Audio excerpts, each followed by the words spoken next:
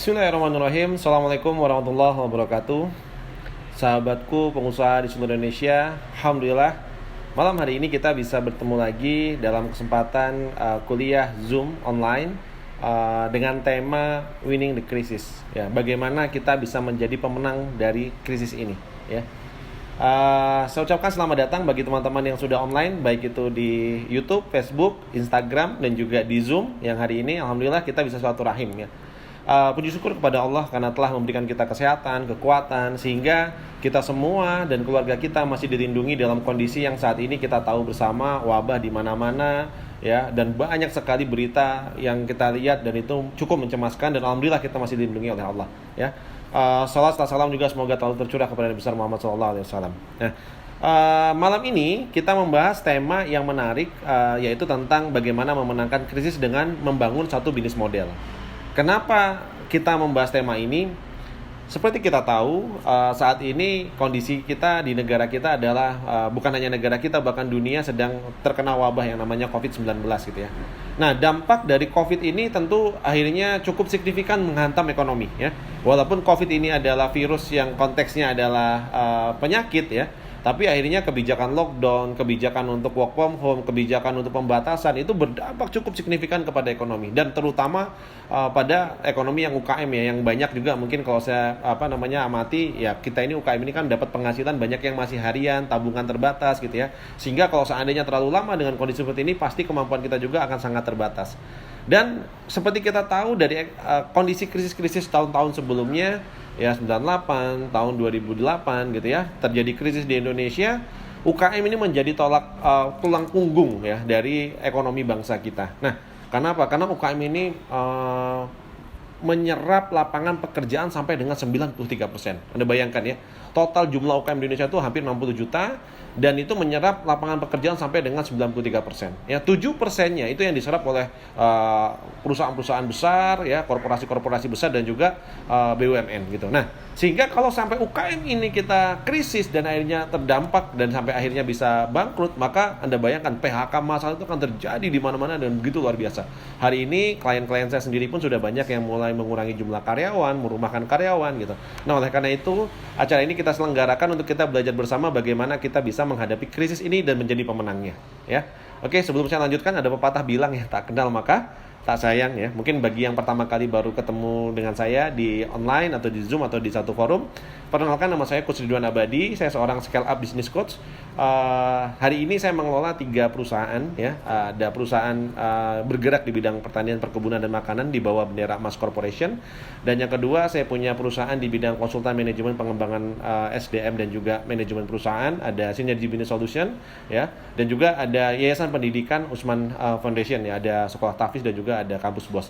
Nah, berpengalaman kurang lebih sekitar 10 tahun lebih ya, berkecimpung dengan pengembangan dunia UKM, berkecimpung dan juga bertemu dengan begitu banyak UKM di seluruh Indonesia, akhirnya membuat saya tergerak untuk berbagi bagaimana UKM ini bisa melewati krisis ini ya. Karena krisis ini saya umpamakan seperti ombak. Jadi kalau kita sedang ada di pinggir pantai ya, UKM ini kayak orang lagi berenang. Nah, pada saat kita berenang di pinggir pantai gitu ya, tahu-tahu ada ombak besar datang. Pada saat ombak besar datang itu, maka yang kita ngelihat ada 3 golongannya. Kalau kita, yang pertama itu adalah golongan mereka yang panik. Kalau kita panik dengan kondisi ada ombak yang begitu besar, maka yang kemungkinan terjadi ya bisa jadi kita akan tenggelam gitu. Kenapa? Karena orang panik biasanya keputusannya emosional, sehingga tergulung dengan ombak bisa tenggelam dan bahkan bisa meninggal. Kalau perusahaan berarti ya bisa bangkrut ya kalau kita panik dan mengambil keputusan yang salah. Ada golongan yang kedua. Golongan kedua yaitu adalah golongan mereka yang bersiap. Mungkin sudah pernah kena ombak sebelumnya, mereka bersiap, mereka prepare gitu ya. Dan akhirnya mereka sudah bisa berenang ke tepian dan akhirnya bisa menyelamatkan dari ombak ini gitu ya. Dan ada golongan yang ketiga. Golongan yang ketiga adalah mereka yang ketika kena ombak itu justru malah mengambil papan seluncur, akhirnya malah berselancar di atas ombak. Nah, ini golongan yang ketiga nih ya. Malah bersenang-senang di atas ombak dan mengambil satu opportunity gitu ya. Nah, bahkan nggak sedikit orang dari luar negeri ya datang ke Bali, datang ke beberapa pulau di Indonesia ya, mereka bayar mahal hanya untuk menikmati ombak ya. Nah, sama dengan kondisi krisis. Ketika golongan yang pertama tadi yang panik bisa jadi di tengah krisis akan tenggelam. Golongan yang kedua yang bersiap mungkin selamat dari krisis, tapi ya hanya menyelamatkan diri saja melewati krisis gitu ya. Setelah krisis nggak tahu jadi apa. Nah, dan ada golongan yang ketiga, mereka yang bisa memenangkan krisis dan akhirnya mereka bisa berselancar di atas krisis dan mengambil opportunity-nya. Nah, Anda kira-kira ada di golongan yang mana? Oke. Ya, nah, jadi jangan sedih karena temannya banyak, ini prinsip yang pertama. Yang kedua, proporsional saja. Jadi kita jangan paranoid. Kenapa saya bilang kita proporsional, jangan paranoid? Karena kalau kita terlalu takut dengan sesuatu, maka ya akhirnya kita akan, yang kita lihat pasti itu yang pertama kali. Contoh gini deh, kita takut banget dengan yang namanya krisis atau corona. Kayak kita takut dengan misalnya ya makhluk halus lah, atau setan misalnya gitu ya. Nah, kalau kita takut dengan yang namanya makhluk halus, setan, kuntilanak, atau yang lainnya, terlalu berlebihan, dan kita sampai paranoid, maka apa yang kita lihat itu akan selalu pasti yang kita takutkan. Gitu. Contoh sederhana, misalnya kita jalan di tengah malam, tahu-tahu kita ngelihat ada jemuran gitu. Bisa jadi kita mikirnya itu kuntilanak, kita udah lari ngibrit duluan gitu. Nah, sama dengan kondisinya kayak sekarang misalnya. Kalau kita takut terlalu khawatir berlebihan dengan apa namanya dengan corona ini, dengan krisis ini, maka itu yang pasti akan paling sering kita lihat dan kita takuti. Maka menurut saya sih, yang pertama jangan panik, ya, dengan cara apa tadi? Temannya banyak. Yang kedua proporsional saja. Jadi nggak perlu kita paranoid, ya. Nah, itu yang bisa, yang poin pertama. Nah, prinsipnya ada yang namanya hukum keseimbangan. Di mana ada yang turun, maka di sana akan ada yang naik. Nah, jadi ini hukum keseimbangan tadi yang saya maksud. Jadi ketika ada yang turun, pasti akan ada yang naik. Saya ingat waktu itu tahun 98 kita krisis, dan dalam krisis tahun 98 itu banyak sekali perusahaan-perusahaan yang bangkrut, di mana-mana perusahaan itu bangkrut. Nah, pada saat banyak sekali perusahaan bangkrut, saya kebetulan orang tua saya dulu tinggal di satu daerah di Lampung Barat, di daerah petani kopi. Nah, waktu itu di Jakarta, di mana-mana saya lihat di TV, itu banyak sekali orang tuh takutan bangkrut dan lain-lain. Tapi ternyata masyarakat di sekitaran tempat saya yang menanam kopi, waktu itu justru malah berjaya luar biasa. Kenapa? Karena yang tadinya harga kopi itu harganya cuman 1.500, tahu-tahu naik 15.000, 10 kali lipat. Akhirnya Pak, ekonomi bertumbuh gitu. Bapak saya punya bengkel di sana, bertumbuh, dan punya 2 bengkel, 1 bengkel di kota. Malah malah waktu itu malah sepi banget gitu. Nah, ini kondisi yang kita ambil pelajarannya bahwa ada yang namanya kalau kita ngelihat itu keseimbangan gitu ya. Ada keseimbangan. Ini yang bisa kita pelajari gitu ya. Nah, ini contoh sederhananya. Nah, jadi bersama kesulitan itu ada kemudahan. Jadi bersama kesulitan ada kemudahan. Nah, ini yang harus kita pahami. Dia itu bareng-bareng gitu ya. Nah, innamal usri yusra ya. Di bersama kesulitan itu ada kemudahan. Inilah yang harus kita pahami. Nah, berikutnya prinsip ketiga, jadi prinsip pertama jangan panik, prinsip kedua ada hukum keseimbangan, jadi di mana ada yang turun pasti ada yang naik. Di mana kita kehilangan sesuatu pasti ada peluang yang baru. Di mana satu pintu tertutup pasti ada pintu yang terbuka. Nah, ini yang harus kita pahami. Nah, berikutnya prinsip ketiga, krisis adalah ujian dan harus naik kelas. Jadi krisis ini adalah ujian dan kita harus naik kelas. Dan ini yang diuji semua. Jadi kayak sekarang ini ibaratnya kita ujiannya ujian sekolah kelas 3 gitu ya misalnya. Yang tadinya SD mau ujian masuk SMP, SMP mau masuk SMA, SMA mau masuk kuliah dan seterusnya. Nah, kita nih ujian untuk mengukur kapasitas kita. Layak nggak kita naik kelas? Ya, layak nggak kita naik kelas? Kalau kita sekarang misalnya SD ujian, kalau kita layak kita jadi SMP. Kalau nggak layak kita tinggal di SD. SMP naik kelas nggak kita ke SMA? Ya, SMA naik kelas nggak kita ke kuliahan dan seterusnya. Nah, maka ini adalah ujian bagi kita. Nah, dalam ujian ini maka kita baru bisa naik kelas. Pelaut yang ulung itu tidak lahir dari lautan yang tenang, tapi pelaut yang ulung itu lahir dari lautan yang penuh dengan ombak yang besar gitu ya. Nah, jadi sehingga apa yang harus kita lakukan? Maka bagaimana kita bisa menaklukkan ombak tadi untuk membuat kita semakin ahli, semakin akhir, semakin ulung kira-kira gitu. Nah, maka kita harus bersiap diri, maka kita harus benar-benar menyiapkan diri kita bagaimana bisa naik kelas. Nah, kalau bahasa saya menyebutnya adalah kita harus memperbesar kapasitas. Jadi harus naik kelas dari boy menjadi man gitu ya. Boy itu ini quote dari Bang Sandi sebenarnya, be a man, don't be a boy gitu. Maksudnya apa? Dalam krisis itu boy itu menyalahkan keadaan, menyalahkan orang lain, menyalahkan kondisi, bahkan mungkin bisa jadi kita menyalahkan Tuhan dengan kondisi sekarang. Kenapa sih kok Allah kiriman corona? Bisa jadi seperti itu, ya.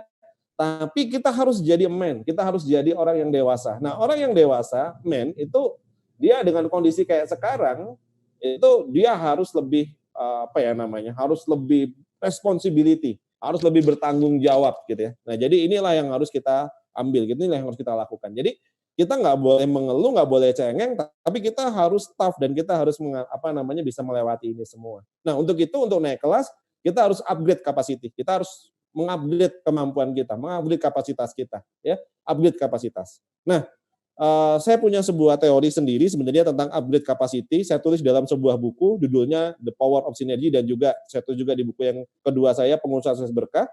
Nah, di upgrade kapasitas, teorinya, saya menggambarkan bahwa kapasitas itu ibaratnya volume, ya.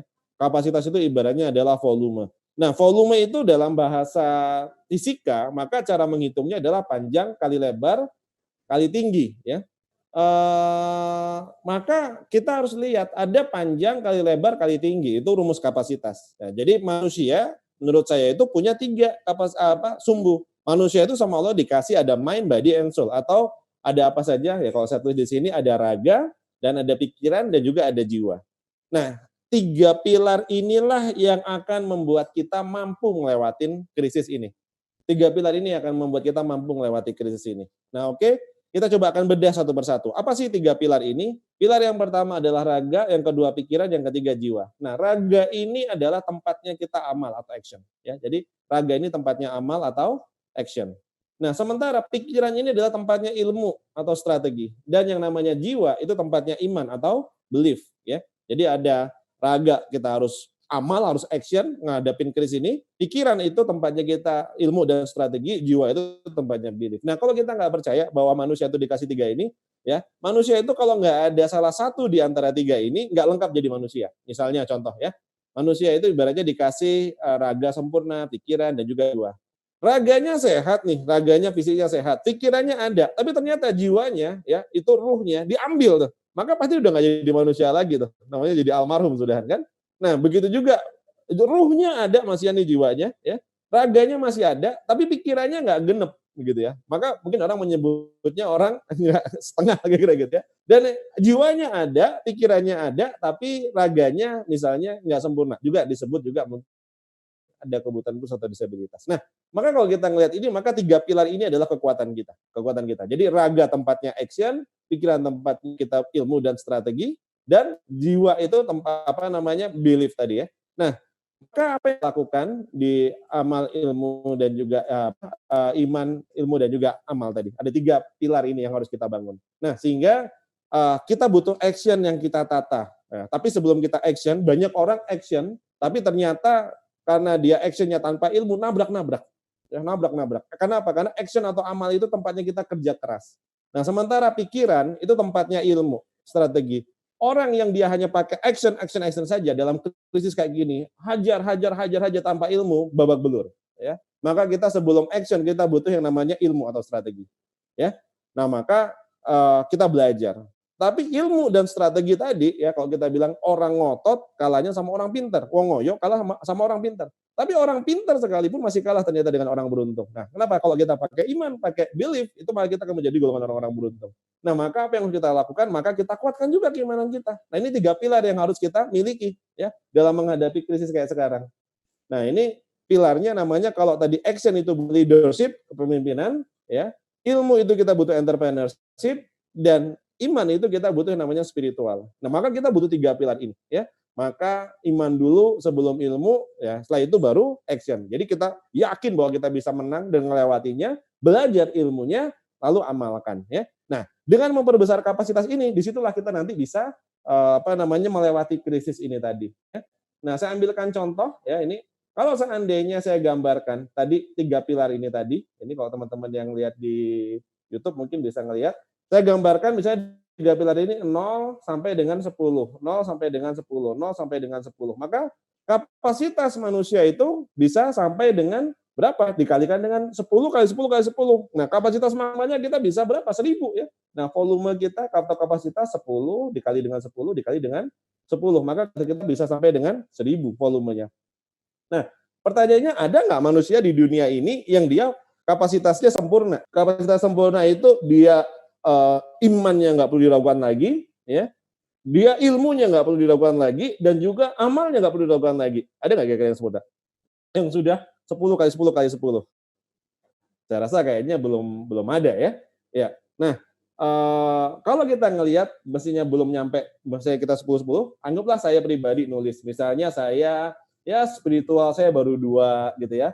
Ilmu strategi saya baru 2 gitu ya. Nah, terus ininya kita action-nya kita baru 2.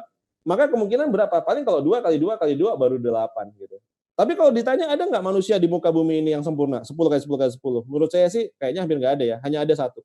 Yaitu siapa? Satu itu adalah Uswatun Hasanah. Orang yang imannya luar biasa, ya, ilmu dan strateginya luar biasa, dan amalnya juga actionnya luar biasa. Yaitu Rasulullah, Nabi Muhammad SAW. Ya. Nah, hanya satu orang saja nih yang sempurna. Nah, kalau Rasulullah itu kapasitasnya 1000, kita berapa? Nah, coba ini teman-teman yang malam ini ikut live, coba tulis deh di chat. Saya pengen tahu kira-kira teman-teman ini ngerasa kapasitasnya udah berapa ya? Oh tadi 3 pilar, iman, ilmu, amal, berapa kali berapa kira-kira ya? Nih, kalau saya tadi nulis, contohnya punya saya, ya saya itu spiritualnya baru 2, ya terus entrepreneurship-nya baru 2, leadership-nya baru 2, maka saya baru, volume saya mungkin baru 8 atau kapasitas saya baru 8. Nah, kira-kira teman-teman berapa kira-kira ya? Coba saya minta interaktifnya cek di komen, Anda kira-kira sudah berapa? Kira-kira gitu. Kita harus coba mengasesmen diri kita sendiri agar kita tahu di sumbu mana. Ya karena bisa jadi nggak sama. Ada yang mungkin spiritualnya udah tinggi, tapi ilmu entrepreneurship-nya masih lemah. Ya, contohnya misalnya volumenya gambarnya kira-kira di sini kalau dilihat, wah spiritualnya udah tinggi nih. Sudah misalnya 5 gitu ya. Tapi entrepreneurship-nya baru 2. Action-nya masih 1 gitu ya. Kalau dikalikan 5 kali 2 kali 1. 5 kali 2, 10 kali 1 baru 10. Ya. Nah, kita nggak tahu Anda kira-kira berapa. Nah, ini makanya kita harus belajar latihan. Ini yang jawab baru beberapa, 1 kali 2, baru 2 ya. Oke ya. Nah, ini coba nanti kita latihan. Mas Yugo, Masya Allah. Mas Yugo, saya izin ya nanti gunakan studi kasus saya pakai pesan kopi ya sekalian promosiin ya. Kira-kira gitu.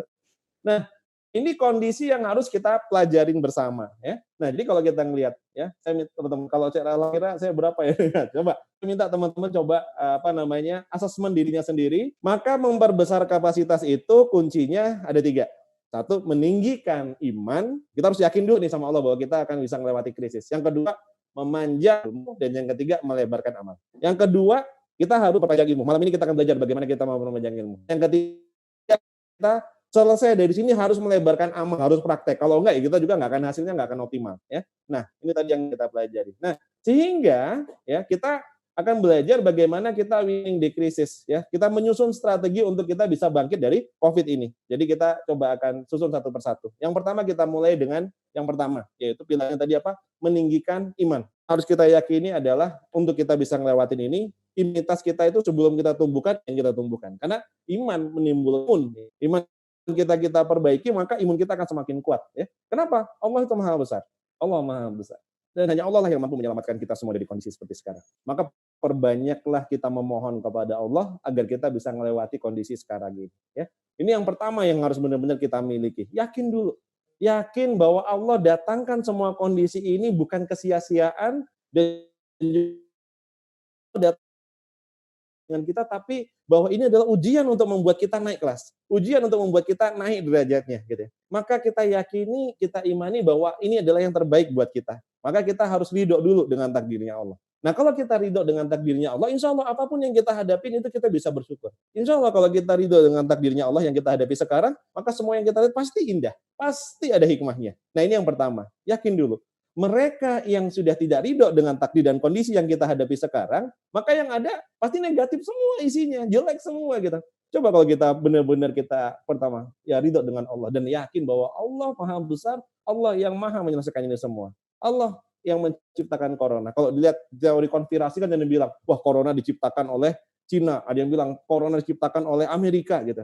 Saya pikir semua yang bernyawa itu adalah Allah yang menciptakan. Walaupun mungkin ada peran di laboratorium itu yang mungkin merekayasa, menyakiti gitu ya. Nah, kalau kita ngelihat seperti ibaratnya ada anjing. Anjing itu Allah yang menciptakan. Ya Allah menciptakan anjing. Tapi mungkin kenapa ada anjing itu yang jadi galak ya? Mungkin karena disakiti, dipukuli, akhirnya dia jadi ganas gitu ya. Nah, kalau kita ngelihat, saya ambilkan contoh adalah anjing. Apa ya faedahnya Allah itu menciptakan anjing misalnya gitu. Padahal kayaknya kalau kita ngelihat negatif semua ya. Kalau kita mau gali lebih dalam, ternyata banyak sebenarnya. Polisi bisa kebantu karena ada anjing yang penciumannya tajam, dia bisa bantu polisi untuk mencari sesuatu ya, melacak gitu ya. Kita ngelihat bisa bantu juga banyak ya berburu, bisa membantu zaman dulu ya kalau seandainya melindungi binatang. Tapi ternyata ada satu hikmah, saya waktu itu ketemu dengan salah seorang profesor yang Masya Allah dia menemukan sebuah formula untuk membantu untuk menangani COVID ini. Dia bilang bahwa anjing itu ternyata Allah ciptakan bukan kesia-siaan. Anjing itu ternyata punya imunitas di atas imunitasnya manusia. Jadi dia punya ketahanan tubuh luar biasa sehingga bakteri, virus apa segala itu banyak yang akhirnya itu menempel di anjing terutama di liurnya. Nah, sehingga kenapa kalau kita kena liurnya anjing itu kita harus bersuci ya, kita harus membersihkan gitu dan nggak bisa pakai air tapi kita membersihkannya pun kita harus pakai tanah gitu ya. Karena di tanah itu ada bakteri-bakteri yang bisa menetralisir gitu. Dan kalau dalam lingkup 40 rumah itu anjing itu dia bisa menyerap banyak penyakit-penyakit yang bisa diserap sama dia gitu. Nah, berarti kalau kita ngelihat ternyata bahwa Allah itu menciptakan nggak ada yang sia-sia. Allah Maha Besar, pasti Allah punya rencana terbaik. Ini yang pertama, yang harus kita pahami. Nah, yang kedua, kita harus memahami uang versus rezeki. Ya, ini ada uang versus rezeki. Apa sih yang sebenarnya kita cari? Apakah kita mencari uang dari bisnis atau kita mencari rezeki? Coba boleh dijawab deh. Kira-kira kita bisnis ini nyari uang atau nyari rezeki nih? Coba. Yang aktif, yang lagi online di IG dan juga saya pengen tahu apa sih yang sebenarnya dicari sekarang ini, ya? Mencari uang atau cari rezeki? Nah, saya tunggu jawabannya. Rezeki. Ya. Apa emang bedanya antara uang dan rezeki? Beda nggak ya kira uang dan rezeki ini kira-kira? Uang dan rezeki itu berbeda. Oh, ada yang uang. Ini ngopi ya. Nah, jadi ada yang bilang uang beda. Uang dan rezeki itu berbeda. Kenapa saya bilang uang dan rezeki berbeda? Karena ini nanti konteks awal ya ketika kita bicara tentang belief ya, tentang iman. Uang itu dimensinya banyak dan sedikit. Sehingga orang yang uangnya banyak namanya orang kaya. Orang yang uangnya sedikit namanya orang miskin, ya. Tapi sementara rezeki Allah tidak berbicara tentang banyak dan sedikit, tapi Allah berbicaranya adalah lapang dan sempit. Sehingga ada orang yang dia punya uang banyak tapi rezekinya sempit. Punya uang banyak nggak bisa nikmatin. Punya uang banyak gara-gara korupsi mungkin gitu ya, masuk penjara nggak bisa nikmatin. Punya uang banyak anaknya kena narkoba, rumah tangganya broken home. Nah itu bisa jadi kayak gitu. Atau ada orang yang dia rezekinya dilapangkan walaupun uangnya sedikit, ya. Dia mungkin ya sebenarnya rezekinya nggak banyak dibanyakin sama dilapangkan sama Allah walaupun uangnya sedikit. Tinggal mungkin ya rumah sederhana, gubuk sederhana, tapi ternyata bahagia gitu ya. Pengen apa tercapai gitu. Nah ini perbedaannya. Nah kalau kita ngelihat perbedaannya di mana? Uang itu ciptaan manusia, tapi kalau rezeki itu Allah yang menciptakan. Maka pasti berbeda caranya ya. Oke. Nah, pasti berbeda cara bermainnya. Nah, oleh karena itu yang harus kita pahami ya, terutama teman-teman di SBC, teman-teman di SBC pasti sudah paham banget karena kita udah biasa sering berbicara tentang perbedaan uang dan rezeki kan. Nah, maka dua hal ini berbeda. Nah, saya pengen menggambarkan kalau kita bisa memahami perbedaan uang dan rezeki, tentu kita pasti pengen apa? Yang kita cari dari Allah itu adalah rezeki. Karena uang adalah bagian dari rezeki. Uang itu bagian dari rezeki. Tapi rezeki bukan hanya uang, lebih luas. Bisa kesehatan, kebahagiaan, waktu, ya. Keluarga yang harmonis itu adalah rezeki. Sehingga coba kita lihat. Saat ini Allah mungkin hanya merubah yang tadinya kita dikasih rezeki dalam bentuk uang, sekarang Allah ganti rezeki itu dalam bentuk waktu. Pada saat kemarin kita cari uang, mungkin kita jarang ketemu dengan anak, mungkin kita jarang ketemu dengan istri, mungkin kita jarang bisa ngelihat nemenin anak-anak kita ngajak ngaji, nemenin sholat gitu ya. Ini Insya Allah. Hari ini sama Allah kita dikasih rezeki itu, dikasih waktu yang banyak. Bukankah time is money? Bukankah waktu itu adalah uang? Maka kalau seandainya kita memahami bahwa waktu itu adalah uang, sekarang ketika kita dikasih banyak waktu, berarti kita dikasih rezeki dalam bentuk waktu. Apa yang harus kita lakukan? Kita harus bersyukur. Banyak orang dikasih uang, itu stres juga, lo nggak tahu untuk apa. Begitu juga dengan banyak orang dikasih waktu yang banyak, stres juga, karena nggak tahu dipakai untuk apa. Sebuah penelitian, katanya, di Cina dan di Korea setelah di Jepang, ketika terjadi lockdown, angka perceraian itu bertambah. Kenapa? Karena banyak orang yang tidak siap dengan tadinya kerja apa segala macam, sekarang kumpul di rumah ketemu terus malah justru membuat banyak pertikaian, banyak perceraian gitu ya. Nah ini yang terjadi di sana. Tapi di Indonesia saya rasa kayaknya berbeda ya. Lockdown lama kayaknya angka kehamilan yang naik kira-kira gitu ya. Nah Maka kalau kita sudah memahami kondisi ini, coba kita lihat. Kita harus bersyukur bahwa apa? Ternyata nggak ada yang hilang, hanya diganti aja bentuknya sama Allah. Ya. Diganti yang kemarin dikasihnya uang, sekarang dikasihnya waktu. Gitu ya. Dikasih yang lain, dikasih kesempatan bersama keluarga. Maka apa yang harus kita lakukan? Ayo, kita bersyukur. Alhamdulillah kita masih dikasih banyak waktu, masih dikasih banyak kesehatan. Insya Allah kalau kita bersyukur, maka Allah akan tambahkan lagi. Kita bersabar dan bersyukur, Allah akan tambahkan. Ya. Jadi rezeki yang Allah berikan ke kita itu masih ada, masih bisa bernapas, masih bisa silaturahim, masih bisa ketemu belajar kayak gini itu luar biasa kan. Nah, ini yang kita pahami. Dan yang ketiga, Allah menciptakan malam itu setelah itu ada siang. Jadi Allah ciptakan siang setelah malam. Jadi artinya apa? Ya kalau sekarang ini kondisi krisis itu ibaratnya adalah kondisi ya malam hari, tapi kemarin kan siang, kemarin kita bisa kerja, kemarin kita bisa cari uang. Nah sekarang kita sedang ngalamin malam nih, suruh istirahat dan di rumah, kira-kira gitu kan. Nah tapi sesungguhnya apa yang terjadi saudaraku sekalian, ya ini pergantian aja, ini proses. Ya. Ketika sekarang kita masuk di malam hari, sesungguhnya kita bisa melihat bintang-bintang yang terang. Hanya di malam hari yang gelap. Nah kondisi sekarang kita baru bisa ngelihat tim kita mana yang terbaik, karyawan kita mana yang terbaik, mana yang dia positif, mana yang produktif, mana yang dia tetap tough. Gitu. Kita baru bisa lihat sekarang. Kemarin-kemarin kita nggak bisa ngelihat kan? Gitu ya. Nah, kita juga bisa ngelihat sahabat, saudara, teman kita mana yang bagus ya. Nah, mana yang baik, mana yang dia terus bisa mensupport kita. Nah, ini kita bisa ngelihat. Nah, dan yang kedua, di sepertiga malam yang terakhir itu, insya Allah doa-doa paling mustajabah. Sama dengan krisis. Ada masa nanti kita di mana pasti kita akan ngerasa hampir putus asa. Pasti kita hampir kayaknya menyerah. Tapi putus asa itu nggak boleh ya, karena itu dosa besar. Nah, tapi di titik itu sesungguhnya kita sangat dekat dengan Allah. Karena kalau selama ini kita ngerasa, oh saya kaya, saya punya uang, saya bisa beli mobil, saya bisa beli rumah, karena siapa? Karena saya. Mungkin kita ngerasa kayak gitu. Tapi di titik kayak sekarang, ternyata kelihatan betul kita nggak bisa apa-apa. Hanya dihadapkan dengan virus corona yang kecil saja, kita udah nggak bisa ngapa-ngapain. Maka di titik ketika kita hampir nggak bisa gaji karyawan, ketika kita hampir nggak bisa jualan, maka di titik itulah sebenarnya kita akan sangat dekat sekali dengan Allah. Nah untuk itu maka kita harus bersyukur. Ya. Harus bersyukur, banyakin doa sama Allah. Ya. Nah ini adalah pilar yang pertama. Meninggikan iman. Iman dulu pokoknya.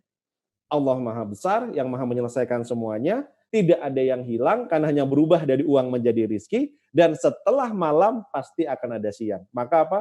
Yakinlah bahwa COVID ini pun akan selesai. Tidak akan selamanya, ya. Pasti akan selesai. Ini harus keyakinan yang kita bangun, ya. Kita harus yakin bahwa besok COVID selesai, besok COVID selesai, pasti akan selesai. Ya, ini yang harus kita bangun dulu. Kalau kita udah yakin, tanam tuh install ke kita, maka baru kita akan masuk ke yang kedua. Yang kedua apa? Baru kita berbicara tentang bagaimana memanjang mana ilmunya untuk kita bisa ngelewatin ini semua. Nah, sekarang kita belajar di Sumbu Entrepreneurship ya. Kita Sumbu Entrepreneurship. Nah, kalau tadi kan spiritualnya ke atas, belief-nya dulu ya. Marketing langitnya kita kerjain. Nanti kita akan bahas lagi ya. Marketing langit kita gedor tuh langit. Rizkinya biar turun ke kita ya. Nah, sekarang kita yang kedua. Yaitu bagaimana kita memanjangkan ilmu. Nah, memanjangkan ilmu ini di entrepreneurship saya malam ini akan berbagi namanya krisis protokol. Nah, jadi kita ini ada nih yang namanya krisis protokol. Bagaimana kita bisa menghadapinya ya.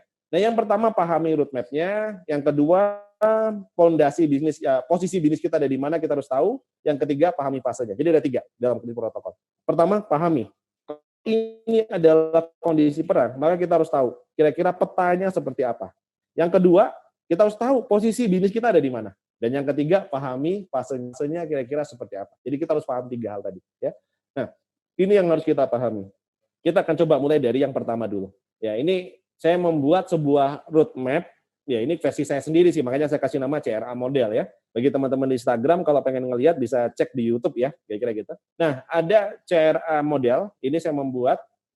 Ternyata di dunia ya, baik itu di Wuhan, di Cina, di Vietnam, di Singapura yang sudah selesai, grafiknya yang namanya COVID ini seperti ini. Jadi dia naik lalu dia turun. Jadi naik, turun. Dan rentang waktunya kurang lebih sekitar 3-4 bulan. Wuhan itu Desember kena ya. Desember, Januari, Februari, Maret selesai ya. Vietnam juga sama, terus kayak kita lihat di Singapura juga ya, cepat sekali selesai. Nah, ini grafiknya naik dan turun. Nah, tapi sebaliknya, grafik ekonomi itu berkebalikan. Jadi kalau grafiknya ini naik COVID, di saat bersamaan grafiknya turun. Nah ini kalau kita lihat ya, jadi COVID naik, ekonomi turun, kira-kira gitu. Nah dalam kondisi ini ternyata bisnis modelnya itu ada 3. Nah jadi bisnis modelnya ada 3. Yang pertama bisnis modelnya saya menyebut bisnis 1. Yang dalam kondisi sekarang ekonomi turun, kita bisnisnya ikut turun omsetnya. Omset kita ikut turun. Atau kondisi bisnis kita juga ikut turun. Ini namanya bisnis 1. Ini roadmap yang harus kita pahami. Posisi kita ada di mana. Yang kedua, bisnisnya turun, ekonomi turun, tapi bisnis kita landai-landai saja, normal-normal saja, kayaknya nggak terlalu berpengaruh, kira-kira gitu. Ada tipe yang kedua. Dan ada yang tipe yang ketiga, bisnis ekonomi turun, tapi bisnis kita naik. Nah, ini saya menyebutnya namanya bisnis model 3, bisnis 3. Ya, ada bisnis model 1, bisnis model 2, bisnis model 3. Bisnis 1, bisnis 2, bisnis 3. Nah, saya coba minta interaktif, baik teman-teman yang di SBC, teman-teman yang di Zoom, dan juga teman-teman yang di Instagram, tolong dong komen, bisnis Anda saat ini ada di posisi yang mana? Bisnis 1, bisnis 2, atau bisnis 3? Yang turun, yang landai-landai saja, atau yang naik? Nah, kira-kira gitu. Coba. Nah, saya pengen lihat dulu. Saya kasih waktu 2 menit deh, 2 menit. Teman-teman di Instagram coba cek dong, komen Anda masuk kategori yang mana? Yang turun bisnisnya, yang landai-landai saja atau yang naik ya, teman-teman SBC juga. Coba. Bisnis 1, bisnis 2 turun 50%, berarti sudah masuk bisnis 1 ya. Bisnis 1 dan 2, cincin kawin turun, pompa ASI naik. Wah, ini Mas Joko ya. Jadi karena punya beberapa bisnis. Oke. Masker naik tinggi, bisnis 1, bisnis 3, bisnis 2 turun. Berarti kalau turun bisnis 1 ya. Di sini coba 1,5. 1,5 ini berarti yang mana nih kategorinya kalau 1,5 ya? Ada yang pertama turun. Oke. Teman-teman di Sinergi banyak yang mana Mas Andre? Banyak yang bisnis 1 ya? Oke, banyak yang turun juga ya. Ya inilah kondisi kita ya. Oke, banyak sekali yang ternyata kondisinya sekarang turun. Bisnis 1 juga ya. Inilah kondisi yang dialami. Tapi satu hal sahabatku sekalian, stay positif. Harus tetap positif. Apapun yang terjadi kita akan belajar ya malam ini. Semoga kita bisa melangkah bagaimana kita bisa ngelewatin ini semua. Banyak yang turun ternyata. Di Instagram saya lihat banyak yang turun. Teman-teman di SBC banyak yang turun juga. Ini di sini 1 dan 2. Oh ini ada yang 3 nih. Mbak Navia bisnis 3 yang mana nih? Wah, ini jangan-jangan pasti jualan kurmanya. Nanti kita bahas juga di kira-kira Mbak Navia ya. Oke, ada yang landai. Siap. Nah, kita lanjutkan. Setelah tahu petanya dan tahu bisnis kita ada di mana, maka treatment-nya nggak sama. Oh, ini ada yang tutup dari awal, Mas. Ya, jadi semoga nanti kita bisa ketemu ya. Oke. Treatment untuk yang turun, treatment untuk yang landai, treatment untuk yang naik, tentu perlakuannya tidak sama. Sehingga tidak bisa kita samaratakan. Kita ikut misalnya, ada kuliah online di mana tempat lain, kita akhirnya pakai itu untuk semua bisnis, nggak bisa. Perlakuannya nggak sama. Nah, saya bagi, ini ada sebuah riset yang dilakukan oleh Decoding the Economic of COVID ya, oleh Decode. Nah, dari data yang dibuat sama Decode, ternyata ada bisnis yang punya potensial loss, ada bisnis yang punya potensial win, ya. Nah, ada potensial loss dan ada bisnis yang dia potensialnya win. Nah, bisnis-bisnis yang dia potensialnya loss, itu kalau kita ngelihat di situ ada bisnis pariwisata, ada bisnis maritim, otomotif, konstruksi, manufaktur, finance, itu ternyata potensialnya loss, turun. Ya. Tapi ada bisnis yang dia landai-landai saja, edukasi, oil and gas, agriculture. Ya. Tapi ada bisnis yang dia potensialnya naik, e-commerce, ICT, ya, ini personal healthcare, ya, sampai dengan medical. Nah, jadi kalau kita ngelihat, ini adalah bisnis yang potensial naik. Saya sendiri punya 3 bisnis, 3 kategori bisnis. Bisnis saya yang di bidang kuliner, beberapa yang karena dulu mengandalkannya offline, dan juga beberapa masuk di jaringan toko oleh-oleh, itu drop. Ya, luar biasa, kerasa banget. Kenapa? Hampir semua toko oleh-oleh turun. Bahkan ada beberapa yang postpone, bayarnya pun dibayar mundur kita. Aduh, ya padahal brand besar gitu ya. Nah, ada juga bisnis saya yang landai-landai saja. Saya punya bisnis yang dia landai, karena saya punya ada kebun berkah. Kebun berkah ini praktis ya nggak terlalu kerasa. Kenapa? Karena memang kita ya jalan aja. Waktunya tanam, waktunya panen, nanti jualan, itu nggak terlalu kerasa. Tapi ada bisnis saya yang cenderung naik hari ini. Ada bisnis saya yang cenderung naik juga. Bisnis yang alhamdulillah saya di Sinergi ini masih terus bertumbuh usahanya. Kenapa? Karena hari ini kami diminta sama Kementerian Pariwisata dan Ekonomi Kreatif untuk membantu gitu ya. Masih ada proyek yang kita kerjakan dan nilainya pun masih cukup besar kira-kira gitu. Jadi artinya ada beberapa hal lah yang kita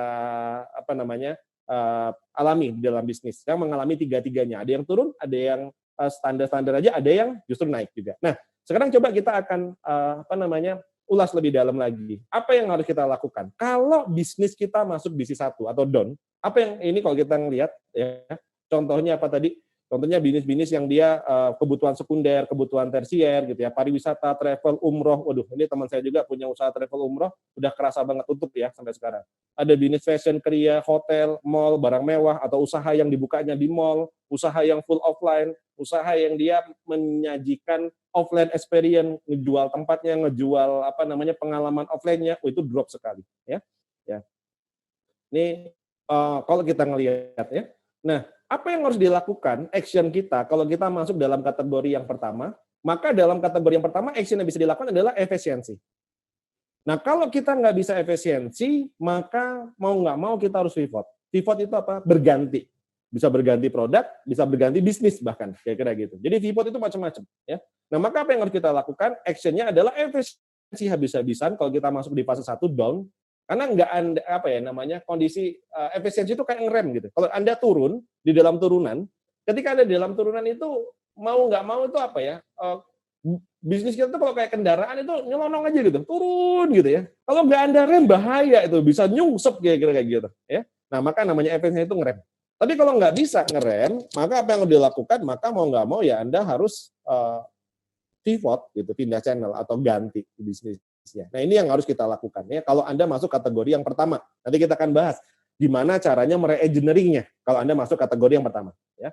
Oke, next. Kalau kita masuk kategori yang kedua, normal cenderung turun. Nah, normal cenderung turun ini contohnya apa? Kebutuhan primer, pendidikan, kuliner, agro, pertanian, ya, bisnis yang sudah mulai punya offline dan offline yang jalan gitu ya. Nah, ini kondisinya dia cenderung landai-landai saja ya. Nah, kalau kita masuk di sini, apa yang bisa kita lakukan? Lakukan yang namanya re-engineering dan optimalkan penjualan. Penjualan tetap harus dioptimalkan. Jadi re-engineering dan optimalkan penjualan. Kalau kita masuk kategori yang kedua, apa sih re-engineering? Next kita akan bahas ya bagaimana kita mere-engineering. Nah, kalau kita masuk kategori yang ketiga ini apa? Yang ketiga ini kalau kita malah bertumbuh. Tadi ada banyak teman-teman yang menyampaikan, ini saya punya usaha masker malah naik gitu ya. Nah, contohnya. Nah, apa yang dilakukan yang pertama? Ya, ini kalau kita ngelihat contohnya usaha yang naik itu adalah usaha primer di bidang apa? Makanan primer, kebutuhan kesehatan, hand sanitizer, apotek dan lain-lain ya. Yang berhubungan langsung dengan COVID, misalnya APD, masker gitu ya. Kuliner online gitu yang kuat di online-nya, APD gitu ya. Nah, terus frozen food juga naik banget ya. Daily nih kebutuhan harian, retail gitu ya kayak beras, sembako dan lain-lain itu cenderung naik. Nah, sekarang coba kita ngelihat. Allah adil kan? Ada yang turun, ternyata ada yang naik. Nah, kalau Anda turun dan Anda pivot, maka pivotnya kemana? Cari bisnis model 3.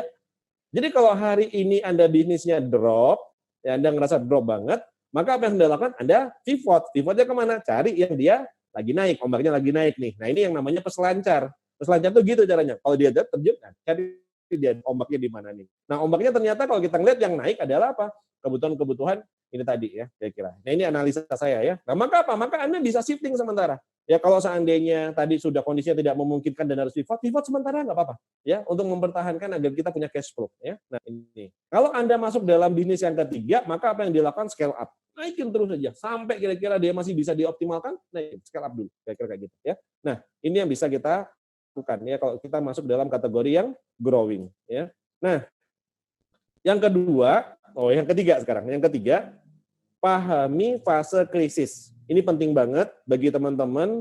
Mungkin ambil kertas boleh, coret-coret ya, karena ini bakal menjadi satu yang sangat penting menurut saya dan Anda harus benar-benar catat dan untuk langkahnya Anda bisa kumpulkan tim bahas konteksnya ini. Nah, teman-teman, saya membagi fase krisis ini menjadi 4 tahapan ya.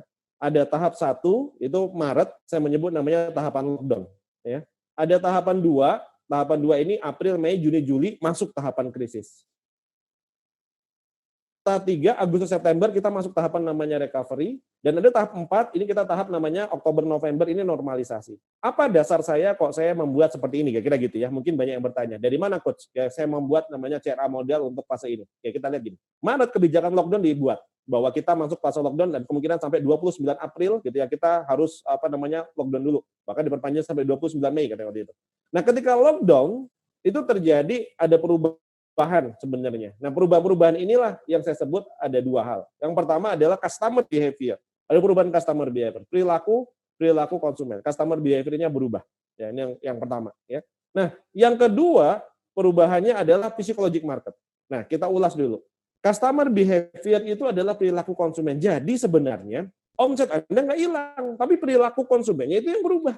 Misalnya contoh, saya buka usaha di Malang, usahanya kuliner, target marketnya mahasiswa. Ternyata mahasiswanya ini kena lockdown juga, disuruh pulang, ya, ya, terus pindah kira-kira gitu ya, pulang kampung dan lain-lain gitu. Nah, ketika seandainya sudah pulang kampung dan pindah, nah apa yang terjadi? Omsetnya kayaknya seolah hilang gitu. Padahal sebenarnya yang berubah cuma customer behavior-nya, perilaku konsumennya yang berubah. Nah, ini yang harus kita pahami gitu ya. Jadi yang tadinya konsumen itu mungkin mau makannya di outlet, sekarang akhirnya makannya dia bungkus karena nggak boleh pembatasan gitu ya. Ke warung hanya boleh jualannya untuk ojol aja dibawa pulang gitu ya. Tempat-tempat juga spa, tempat teman-teman yang usaha butik, usahanya fashion dan lainnya itu banyak ngalamin kondisi-kondisi yang seperti itu. Oh ya, ini untuk teman-temannya di Instagram mungkin nanti karena waktunya cuma 1 jam, kalau putus nanti lanjut lagi ya kita di live yang berikutnya. Nanti kita akan sambung lagi. Oke, nah jadi kita akan mengalami hal seperti itu. Nah, maka apa yang kita lakukan kalau customer behavior-nya berubah gitu ya, perilakunya berubah. Jadi yang berubah adalah customer behavior dan psychological market. Jadi customer behavior-nya berubah, psychological market-nya juga berubah. Nah, itu yang harus teman-teman pahami. Jadi yang pertama tadi saya menyebutkan adalah perubahannya ada pada customer behavior, perilaku konsumennya berubah. Yang kedua ada perubahan yang signifikan itu adalah di psychological market. Nah, psychological market ini seperti apa? Psychological market ini adalah orang yang biasanya itu misalnya punya kebutuhan tersier, sekunder, pasti akan ditunda dulu. Orang akan fokus kepada kebutuhan-kebutuhan yang primer. Kebutuhan primer contohnya apa? Ya kalau sekarang yang primer pasti makan, kesehatan gitu ya. Jadi kalau ada kebutuhan jalan-jalan pending, ada kebutuhan beli mobil baru pending, properti pending. Nah, maka bisnis-bisnis tadi pasti akan kemungkinan terdampak ya. Industri properti, industri konstruksi dan seterusnya pasti akan terdampak ya. Nah, ini yang akan terjadi. Nah, sehingga terjadilah yang namanya market shifting. Market shifting itu apa? Terjadi ada pergeseran pasar, konsumennya bergeser. Nah, market shifting inilah yang kalau seandainya kita nggak paham, itu seolah kayaknya bisnis kita drop, kayaknya omsetnya turun. Padahal sebenarnya marketnya pindah. Maka tugas kita sebagai seorang entrepreneur, bagaimana kita bisa tetap untuk survive gitu. Nah, ini yang harus kita pahami gitu ya. Nah, apa yang dilakukan? Maka protokol pada saat lockdown adalah re-engineering ya. BRM re-engineering kita buat. Ya, jadi kita modifikasi, kita rekayasa sedemikian bisnis kita agar tetap bisa survive, tim kita, organisasi kita ya. Nah, yang kedua, April masuk krisis. Saya ingat betul di bulan Maret beberapa bisnis yang saya tangani, kebetulan saya punya beberapa klien, ada 8 klien yang saya pegang. Itu hampir nggak kerasa gitu. Mayoritas masih omsetnya achieve di atas 90% targetnya gitu.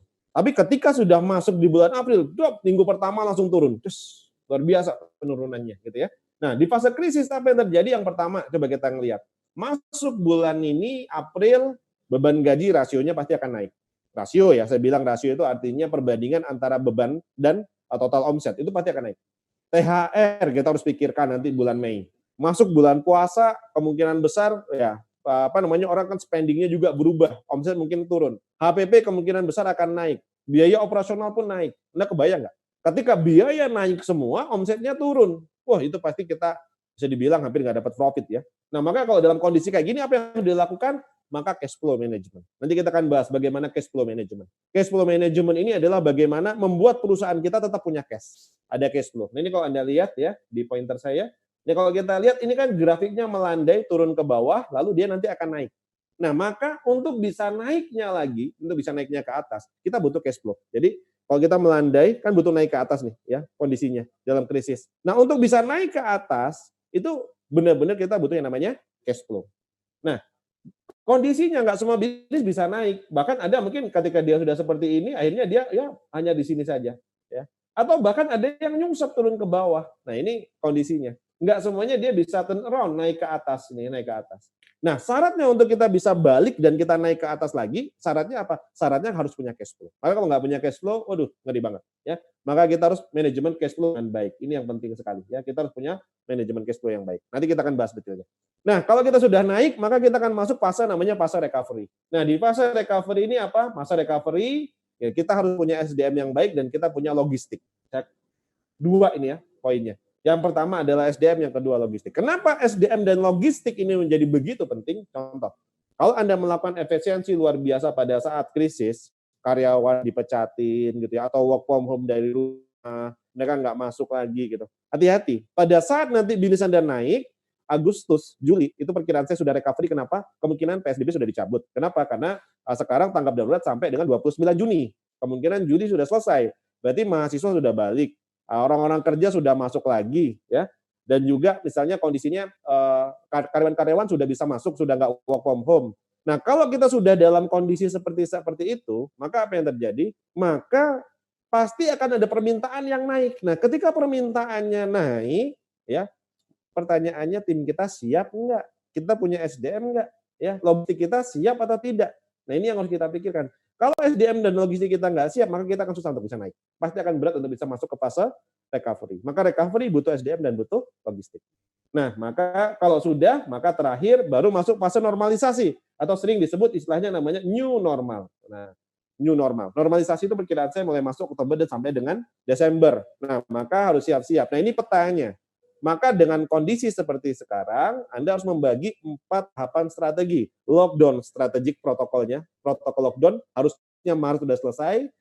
Protokol krisis ya April, Mei, Juni, Juli, nafasnya harus disiapin karena ini estafet ya, bukan kita larinya maraton bukan sprint, maka Anda harus siapkan selama 4 bulan. Punya krisis tadi harus punya jagain cash flow. Recovery itu Agustus sampai September, Anda harus punya protokol recovery dan Anda protokol new normal. Nah, 4 ini akan kita bahas malam ini step by step ya. Jadi sabar ya. Teman-teman SDC sabar ya. Oke. Semakin panas nih kayaknya. Sekarang kita akan bahas satu persatu. Ya, ini yang tadi saya bilang kalau belum sempat bisa cek di YouTube saya atau di sosial media, boleh di screenshot juga. Cek di sana ada beberapa yang sudah saya share. Nah, sekarang kita akan masuk. Treatment-nya bagaimana untuk berbicara bisnis condition 1 dan bisnis condition 2. Ya, artinya kondisi bisnis yang drop dan juga kondisi bisnis yang landai-landai saja. Nah, kita akan bahas. Yang pertama adalah lockdown protokol. Nah, ini penting banget ya. Ketinggalan dikit sih sebenarnya kita karena harusnya sudah bulan Maret kita ngerjainnya. Saya sebenarnya dari Maret sudah banyak banyak kuliah di Telegram dan juga banyak saya buat video untuk mengingatkan, ayo cepat-cepat ini harus masuk lockdown protokol gitu. Apa lockdown protokol? Re-engineering business roadmap-nya ya. Jadi Anda harus mere-engineering business roadmap. Apa sih yang di re-engineering? Market re-engineering. Yang kedua produk re-engineering. Yang ketiga adalah proses re-engineering. Ada 3 yang harus kita re-engineering ya. Nah, ini yang harus kita lihat. Kalau nggak memungkinkan, pivot kalau mentok gitu ya. Nah, dia ada 4 nih. Ya, jadi yang harus kita kerjain market, produk, proses, dan juga kalau kita nggak memungkinkan maka harus pivot ya. Nah, kita akan bahas satu persatu. Market re-engineering ya tadi seperti apa? Ya, jadi gini. Jadi kalau kita bahas sebenarnya ketika kita kerjain bisnis tadi ketika kita 1 dan 2 yang turun, itu sebenarnya konsumen tuh nggak hilang, tapi konsumennya dia shifting. Saya umpamakan kira-kira gini, ini sambil contoh ya, yang di Instagram mohon maaf, karena yang di Instagram kita belum bisa munculin slide-nya. Jadi kalau Anda mau lihat slide-nya, lihatnya di YouTube ya. Nah, kalau di YouTube insya Allah kelihatan.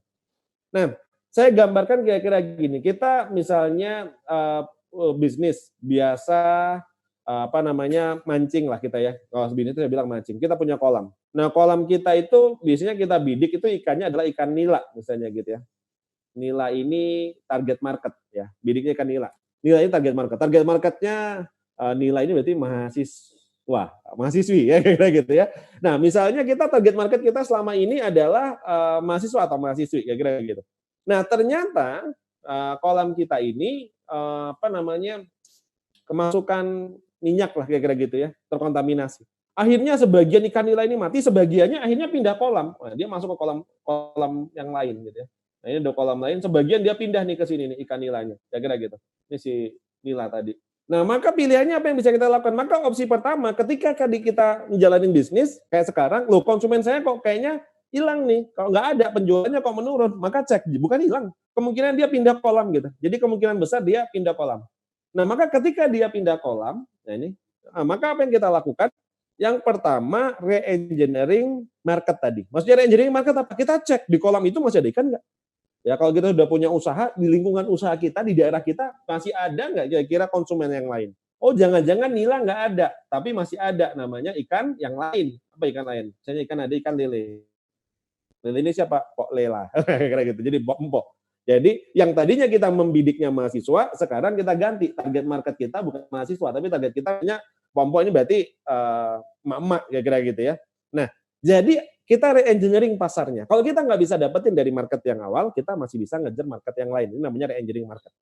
Tapi kalau Anda nggak bisa re-engineering market, karena apa? Tuntutannya kalau mancing ikan nila dan mancing ikan lele kan nggak sama. Emak-emak dan mahasiswa pasti nggak sama. Kalau mahasiswa, karena dia nggak sempat masak, nggak punya kompor, pengennya beli, GoFood, makan, sudah selesai. Kalau emak-emak, dia berhitung nih, budgetnya, beli susu, beli popok, beli apa, segala macam. Maka dia mikir, nasi saya nggak butuh, nggak usah beli nasi. Ya, teman-teman paling cuma beli ala carte aja, lauknya aja. Kalau enggak, paling butuhnya yang mentah. Artinya apa? Beli yang sudah diadonin, sudah dibuat jadi misalnya frozen kalau makanan, kalau misalnya ya produk-produk lain sudah dimodifikasi jadi yang lainnya, sehingga tinggal digoreng nanti kalau pas butuh. Nah, inilah yang disebut re-engineering produk.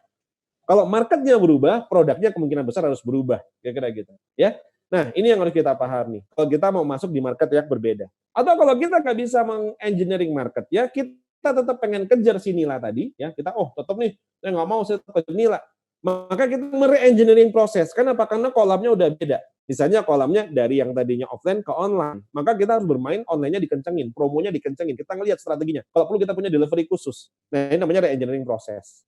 Tapi kalau ternyata di kolam itu sudah benar-benar nggak ada ikannya, nilainya udah mati semua, lele juga nggak ada, maka yang Anda lakukan namanya pivot tadi.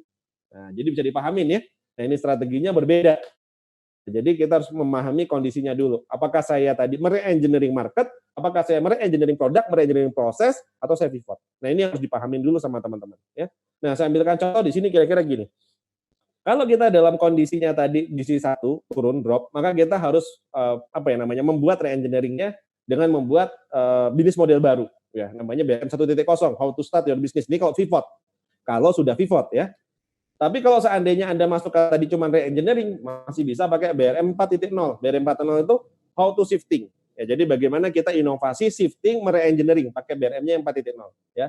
Tapi kalau kita bisnis 5.0, maka Anda bisa pakai yang namanya how to scale up. Nah, jadi ada 3 bisnis model atau 3 BRM yang bisa Anda pakai.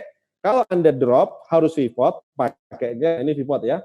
Saya gambarkan ini yang pivot, maka mau nggak mau Anda pakainya BRM 1.0, bagaimana how to start. Tapi kalau Anda masuknya tadi ini adalah, yang konteksnya adalah re-engineering, maka Anda pakainya BRM yang 4.0, BRM shifting. Tapi kalau Anda yang naik bisnisnya, karena naik nggak ada masalah, maka kita harus pakai BRM yang 5.0. Nah, jadi ini perbedaannya. Kalau banyak yang belum paham tentang BRM atau belum pernah ikut BRM, belum ikut kelasnya BRM, nah, saya coba akan buatkan nanti tanggal 28 minggu depan, itu kita mau buat workshop online. Tapi ini workshop loh ya, bukan kayak sekedar kuliah kayak gini. Jadi workshop itu Anda harus mengalokasikan waktu khusus dari pagi sampai sore, spending memang tujuannya adalah untuk belajar. Dan boleh ajak tim Anda, boleh ajak keluarga Anda, misalnya suami, kalau misalnya bisnisnya bareng dengan partner, kita nanti tanggal 28 dari jam 8 pagi sampai jam 5 sore saya agendakan. Kita sedang siapkan tools, nanti Anda walaupun di rumah, nanti tools borang-borang BRM-nya nanti akan kita kirim via online, nanti tetap diisi dan nanti Anda langsung isi dan langsung kita feedback karena kita nanti langsung online ya. Jadi ada beberapa mekanisme yang saya buat, bagi yang mau ikut bisa cek nanti, saya share brosurnya juga di Instagram dan juga di slide saya ada di situ. Nanti investasinya nggak mahal kok, cuman yang harusnya 500, investasinya cuma 199.000, saya rasa sangat worth it, belajar full dari pagi sampai dengan sore. Tujuannya lebih, kenapa kok berbayar? Agar yang belajar serius. Karena kadang-kadang kalau gratisan kan kadang-kadang tinggal-tinggal kan. Nah, saya pengen Anda serius, nanti banyak role play, output dari pelatihan ini Anda punya new business model. Anda punya bisnis model baru yang Anda persiapkan sampai tidak Desember nanti. Anda kira-kira nanti bulan April, Mei, Juni, Juli mau ngapain? Recovery-nya nanti strateginya mau ngapain? Sampai Desember Anda mau ngapain? Nah, itu disusun bareng, paling enggak kita rombak lagi bisnis plan yang sudah kita buat dan disesuaikan dengan kondisi bisnisnya di mana, ya. Minggu depan ya, coba kita online lagi, Anda bisa bergabung di sana. Nah, kita lanjutkan. Nah, ini yang namanya tools BRM. Bagi yang live-nya di YouTube atau di Facebook bisa ngelihat ya. Kalau yang di Instagram, mohon maaf masih belum bisa ngelihat. Nah, yang tadi saya sebut dengan re-engineering market, itu berarti yang di otak-atik di sini nanti, di kolom target market dan leverage. Ini yang kita rubah. Ini re-engineering market. Yang namanya re-engineering product, berarti kita ngerubah ke sini.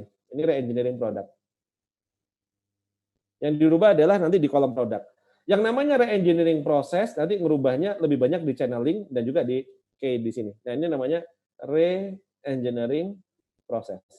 Nah, jadi nanti kita akan ngerombak strateginya bagaimana kita menyesuaikan. Kita cek dulu marketnya, ada apa enggak. Nanti apakah kita harus pivot, apakah harus kemana, nanti kita ngeliatnya nanti di sana. Ya, ini mungkin nanti akan kita bedah lebih dalam. Ya. Nah, ini saya ambilkan contoh yang melakukan yang namanya kita bagaimana melakukan re-engineering market. Saya ambil contoh. Nah, ketika kita ngelihat kondisi sekarang, tadi banyak teman-teman yang ngerasa, oh omset saya sudah turun gitu ya.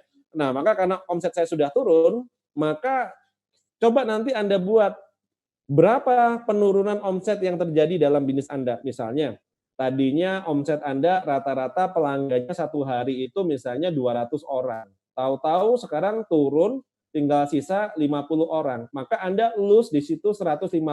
Anda kehilangan 150. Yang 50 orang itulah yang kita sebut sebagai existing market. Jadi existing market itu adalah konsumen real kita, yaitu atau pelanggan. Maka Anda punya defisit berapa? Anda punya defisit 150. Nah, 150 ini nggak boleh nyerah, jangan yang pasrah. Ah ya sudahlah, bisnis gua turun ya sudah pasrah gitu. Nggak boleh juga begitu. Kalau Anda pengen jadi golongan yang ketiga tadi berselancar, bukan hanya sekedar berenang menyelamatkan diri, maka Anda harus garap nih. Gimana caranya dapat yang 150-nya nih? Gimana caranya kita dapat kekurangannya? Maka Anda harus menggarap yang namanya apa? Anda namanya new marketnya. Kenapa? Karena Anda masih punya defisit. Nah, new marketnya gimana? Nah, maka Anda lihat segmen yang sama tapi beda channel. Artinya apa? Anda kejar tuh ikan yang pindah ke kolam sebelah, kejar online-nya. Anda kejar tuh dengan produk yang sama, Anda re-engineering dikit-dikit gitu ya. Untuk Anda apa? Anda bisa dapatin lagi di sana. Oh, ternyata segmen yang sama tapi channelnya online masih ada. Nah, naiknya nggak banyak. Ternyata di sini ada 50 juga. Anda defisit 100. Nah, 100-nya dari mana? Maka 100-nya ini Anda garap yang baru. Nah, Anda buat segmen baru yang targetnya di sini Anda bisa dapat 100. Nah, inilah yang namanya kita re-engineering market, membuat market baru. Nah, ini new market ini yang kita sebut dengan re-engineering market ya. Jadi kita harus tahu kira-kira kita punya defisit goal berapa, punya defisit penjualan berapa, pikirkan oleh tim. Nah, ini akan kita bahas nanti. Dipikirkan oleh tim kira-kira Anda mau ngejar kekurangannya ini dari mana? Ya, Anda mau ngejar kekurangannya dari mana? Nah, ini yang namanya re-engineering market. Kira-kira gitu ya. Bisa dipahami insya Allah ya. Kalau bingung tanya aja nggak apa-apa. Ya.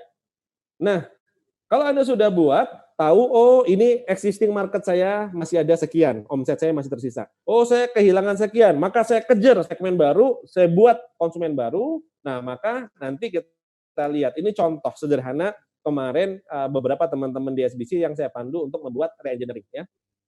Mas Andre ketinggalan jauh. Ayo Mas Andre, fokus. Ya. Nah, ini contohnya re-engineering produk. Ada sahabat kita namanya Pak Dede. Dia cerita nih waktu itu, coach ini bisnis saya adalah catering. Nah catering ini Pak Dede online nggak ya Pak Dede? Online di mana Pak Dede nih? Ya. Ternyata omsetnya turun gitu. Bisnisnya Pak Dede ini online di SBC ya Pak Dede. Ya. Saya jadikan sedikit kasus nggak apa-apa ya Pak Dede, mohon izin ya biar jadi inspirasi buat teman-teman yang lain.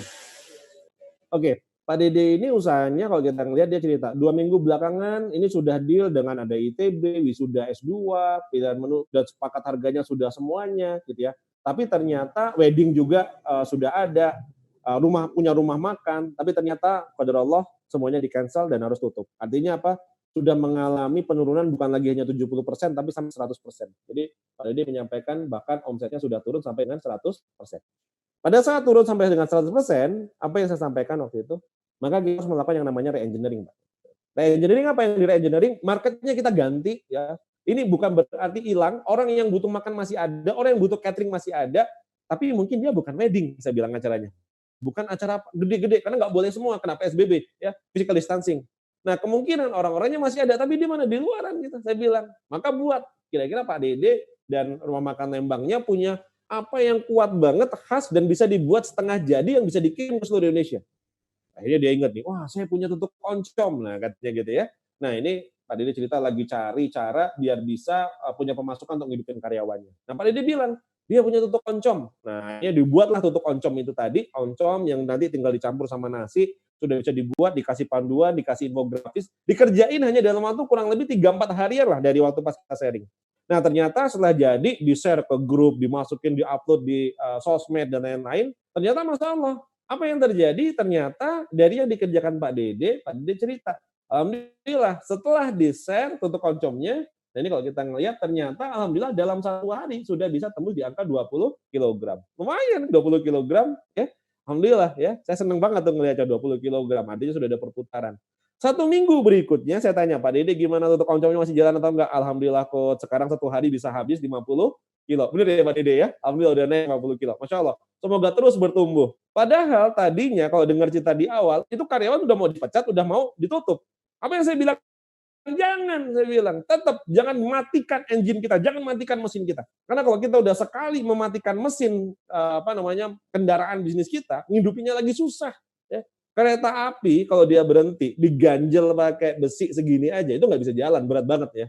Tapi kalau dia udah jalan, besi gede dipalang, ditabrak sama dia bisa penyek itu yang namanya besi. Kenapa? Itu ada hukum kekuatan momentumnya. Nah, maka kalau seandainya sudah jalan, jangan ditutup, jangan diberhentiin, nanti ngidupinnya lagi susah gitu. Nah, akhirnya apa? Ternyata Masya Allah. Terakhir, karena banyak catering yang tutup, warung yang tutup, mau masuk bulan puasa, mulai deh tuh ada rumah sakit, mau pesan catering untuk karyawannya, instansi mau pesan catering untuk buka karyawannya gitu. Akhirnya apa? Ditelepon lagi mau dealing sekarang, saya doa semoga deal ya Pak Dede ya, Masya Allah. Nah ini kalau kita ngelihat apa? Coba bayangin kalau Pak Dede udah tutup waktu itu, nggak jalan.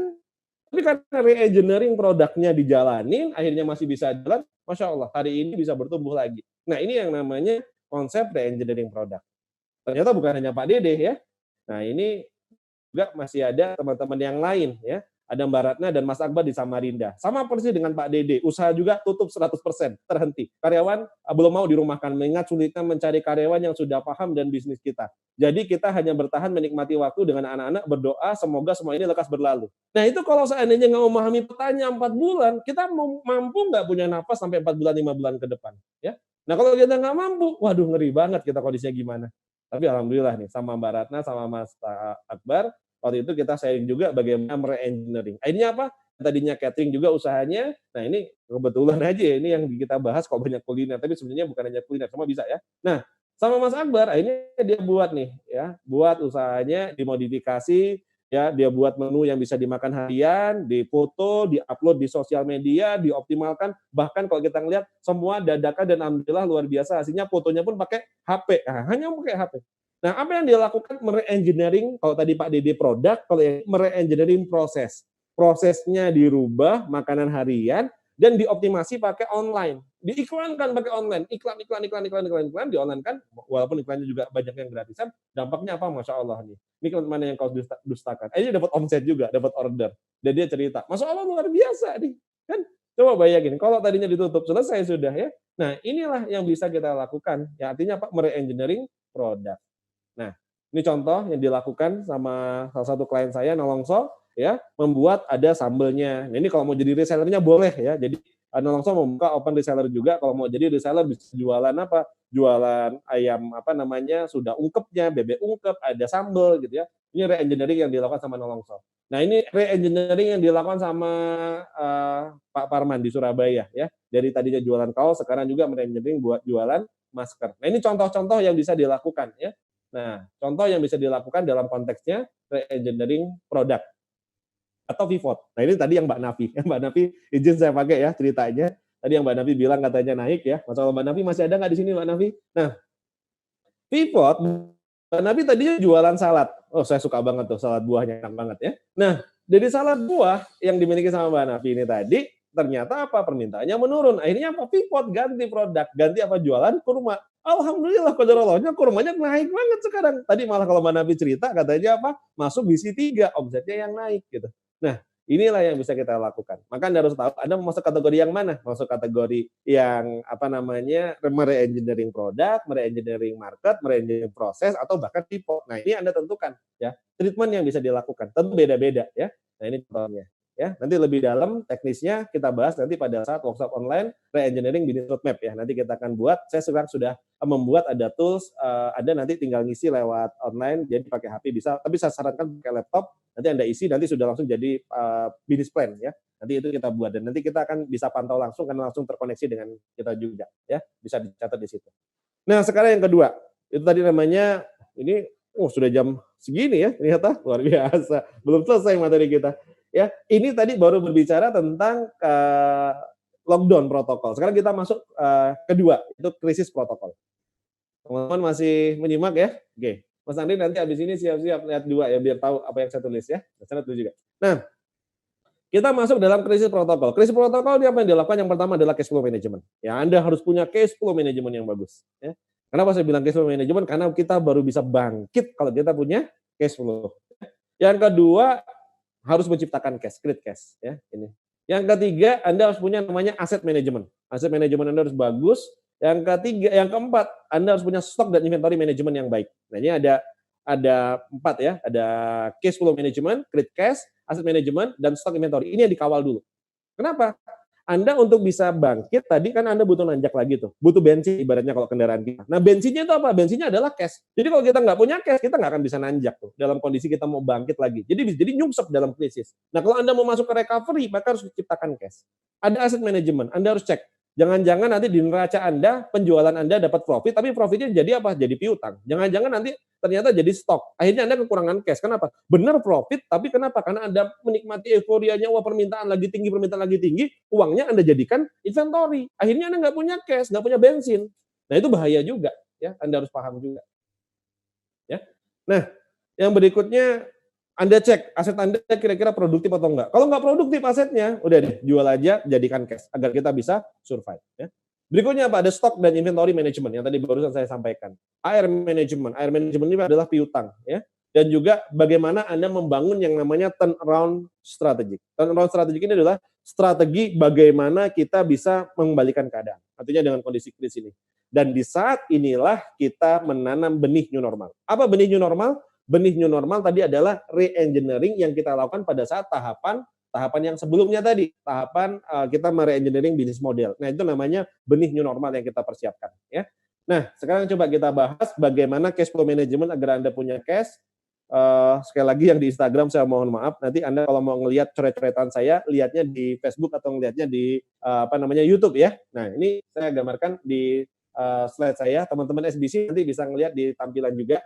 Tapi itu beda tulisan karena yang nulis Mas Andi.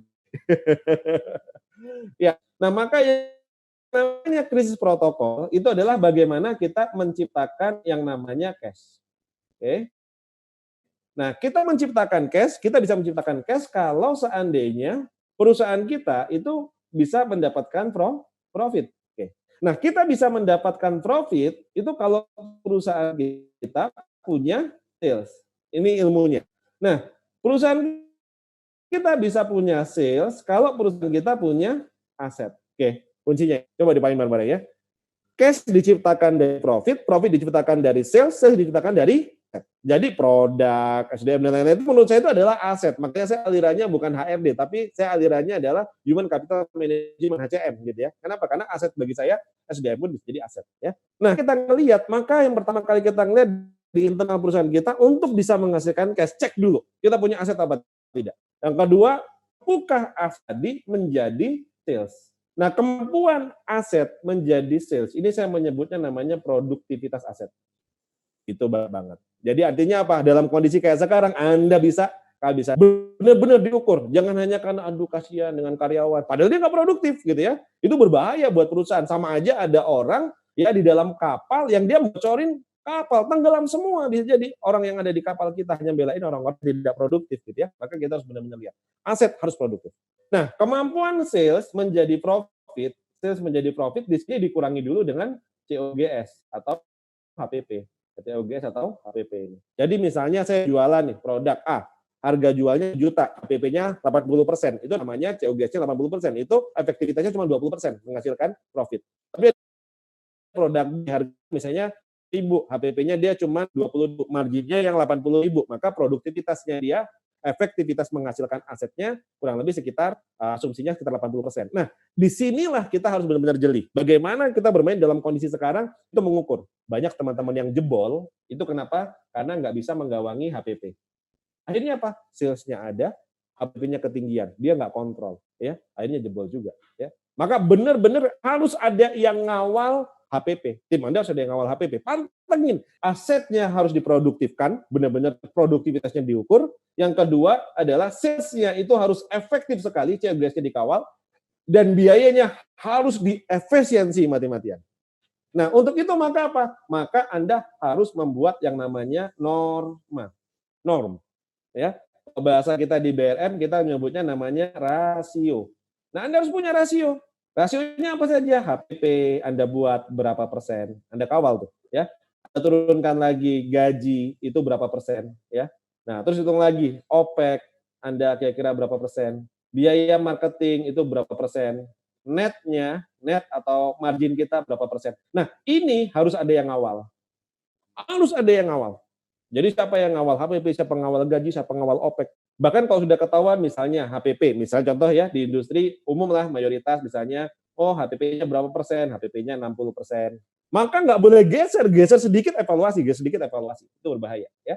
Nah yang kedua gajinya berapa persen. Oke gajinya misalnya kalau saya masih pakai hitungannya norma berdasarkan dengan omset. Ada teman-teman juga yang menghitung normanya berdasarkan dengan total budget. Ya setiap industri beda-beda, saya pakai aliran yang ini. Kenapa? Karena saya punya hampir 12 bisnis itu rasionya memang nggak sama. Pendidikan dan kuliner itu tentu nggak sama. Di pendidikan itu saya bisa biaya gajinya hampir 40% di sekolahan saya gitu ya. Tapi di usaha saya yang kuliner gaji itu cuma 8% sampai 12% gitu. Jadi prinsipnya memang beda. Saya pakai di sini asumsi gaji itu nilainya misalnya 10%.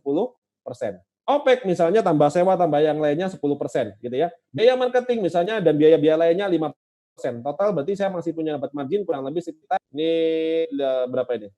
60, 70, 80, 85, 15%. Nah, jadi punya margin kurang lebih sekitar 15%. Nah, inilah yang harus dikawal. Harus ada orang yang ngawal. Harus ada orang yang ngawal. Siapa yang akan mengawal PP? Siapa yang akan ngawal gaji? Siapa yang akan ngawal siapa yang akan ngawal biaya marketing? Siapa yang ngawal? Biasanya kalau saya dibagi, ini orang produksi, gaji adalah orang HR tadi ya. Nah, OPEX ini misalnya jadi orang operasional, ya OP, marketing ini orang marketing, ini orang keuangan. Nah, ini harus dikawal terus rasionya tiap hari. Apa yang harus dipastikan? Yang harus dipastikan bagaimana tercipta yang namanya cash ini. Kenapa? Karena ini adalah bensinnya. Ini modal untuk Anda bisa recovery. Kalau Anda nggak punya ini, Anda nggak bisa recovery. Kebayang nggak kira-kira? Jadi Anda harus benar-benar punya kekuatan cash-nya. Kalau cash-nya nggak ada, aduh babak belur. Nggak bisa masuk ke tahapan berikutnya. Ini baru masuk yang namanya krisis protokol. Tadi yang namanya protokol yang krisis protokol, sekarang kita masuk, ya ini lebih detail nanti, balik lagi saya, ini bukan iklan tapi promosi, ya nanti ikutin kelas workshop engineering, ya. Ibu kok gitu, buat saya ini sebenarnya karena pengen kita memfilter teman-teman yang benar-benar serius belajar gitu. Kenapa? Karena kalau gratisan gini tengah jalan live. Kenapa? Karena nggak ada cost gitu ya. Guru saya pernah ngajarin gitu ya. Ketika sesuatu itu kita gratisin, kadang-kadang orang tuh ya mungkin jadi nggak serius ya. Maka kita belajar bareng-bareng nanti. Insya Allah hari Selasa ada alokasikan waktunya 28 April pagi sampai sore untuk kita benar-benar nyusun. Kalau Anda pengen kita bisa survive bangkit, yuk kita bareng-bareng ya. Kira-kira gitu. Nah, lanjut lagi adalah recovery momentum. Nah, di recovery momentum ini seperti apa? Nah, di recovery momentum itu yang masa di mana kita harus merawat menumbuhkan benih yang sudah kita tanam tadi. Kita udah nanam tadi, kita rawat, ya. Dan di saat ini kita gaspol, tumbuhin lagi bisnis, naikin lagi gitu. Dengan bensin yang sudah kita punya, cash tadi yang kita hasilkan di masa krisis pada saat bulan apa tadi? Pada saat bulan April, Mei, Juni, Juli punya cadangan cash, jangan pokoknya kalau perlu tunda dulu deh liburan, lebaran apa, begitu tunda dulu, pokoknya punya cash. Nah, cash inilah nanti ketika ternyata PSBB dicabut, ketika nanti ternyata orang sudah masuk sekolah lagi, orang sudah masuk kerja lagi, orang sudah masuk kuliah lagi, spending lagi mereka di sana, Anda bisa punya SDM yang bagus, Anda punya logistik, akhirnya naik. Nah, maka apa yang harus dijaga di sini? Anda harus punya kesiapan tim. Timnya harus benar-benar ready. Kalau tim Anda nggak ready, waduh, Anda pas keramik, nggak ada orangnya yang bisa ngelayaninya, akhirnya nggak dilayanin, malah jadi buruk, bumerang buat kita ya. Nah, apa yang harus dikawal dari tim? Ada dua, budaya dan motivasi. Kenapa? Karyawan Anda udah terbiasa kerja dari rumah, udah terbiasa tadinya di rumah nggak di ibaratnya nggak di work from home ya, maksudnya dirumahkan lah gitu ya. Akhirnya dia nyantai di rumah, bangun siang hari tidur gitu. Pas masuk lagi bisa jadi budayanya ke bawah, akhirnya masuk telat gitu ya. Karena kesiangan bangun, jam siang tidur, karena kebiasaan tidur. Ini hati-hati. Bisa dismotivasi dan budaya. Maka Pak jaga betul. Kalau saya sih di masa krisis berusaha semaksimal mungkin tidak mecat karyawan. Kenapa? Agar pada saat nanti kita recovery, kita paling awal ya kita bisa bangkit duluan. Kira-kira gitu ya. Budaya dan motivasi perlu dijaga. Oke, ini ada Bu Lili cerita kalau cashnya ambil dari 60% profit yang disisihkan tiap bulan selama masa lockdown dan akhirnya menipis gimana Coach? Cadangan cash maksudnya yang akhirnya kepake untuk THR dan lain-lain. Nah itu tadi kenapa kok kita harus ngawal rasio-rasio tadi. Omsetnya kenapa harus di engineering marketnya, tetap harus punya sales, penjualan. Jadi jangan menggunakan semuanya dari tabungan, berbahaya, kita nggak bisa bangkit nanti, nggak bisa survive. Harus benar-benar ngawal agar tetap punya cash. Nanti kita bahas nanti ya di sesi tanya jawab Bu Lili ya. Pertanyaannya bagus banget ini ya. Nah, kalau sudah gitu nanti kita juga harus punya ketahanan logistik. Logistik kita harus ada. Nah, kalau kita sudah punya logistik, akhirnya apa? Ada permintaan banyak datang, kita ready. Maka kita jadi pemenang. Di saat orang lain baru siap-siap manasin mesin kita udah panas. Jadi tinggal gas jalan. Nah, ini makanya saya bilang gaspol untuk grow. Kalau sudah masuk fase recovery. Bulan apa tadi? Nah, Agustus, September. Hati-hati. Itu momentum apakah Anda akan bangkit atau tidak. Kelihatannya di sana. Ya. Nah, kalau kita sudah bisa ngelewatin, baru kita masuk namanya normalisasi. Nah, di normalisasi ini, musim semi, saya bilang new normal. Nah, di tahapan inilah nanti kita akan kelihatan siapa yang menang. Kita bayar ketertinggalan. Karena kondisi udah normal, tim kita udah normal, pakai Rossi Style. Rossi Style itu apa? Menikung, menyalip di tikungan terakhir. Artinya apa? Anda hitung selama setahun, Anda punya kekurangan target berapa, misalnya punya kekurangan target, yang tadinya punya target misalnya 10 miliar, kok baru tercapai 7 miliar, Anda punya 3 miliar, bayar tuh nanti di November dan Oktober, November, Desember. Artinya apa? Kejar ketertinggalan di tikungan terakhir ya. Dan panen benih yang sudah disemai. Maksudnya gimana? Nah ini, saya akan sharing tentang framework tentang yang namanya new normal. Temukan momentum untuk scale up, ya. Temukan momentum untuk scale up di sini. Nah, ini teman-teman kalau bisa memahami ini Mas Yugo masih ada nggak ya di Instagram ya? Mas Yugo saya izin ya, pakai satu framework di industri kopi. Kayaknya Mas Yugo sudah tidak online lagi ya. Kalau ada Mas Yugo sebenarnya tadi saya pengen minta Mas Yugo untuk sharing juga nih. Oh, sudah nggak ada Mas Yugo ya. Oke. Nah, ini ada Mbak Nia tapi. Mbak Nia ini yang punya apa namanya masakan makanan Jepang juga. Apa namanya? Saya lupa punya Mbak Nia.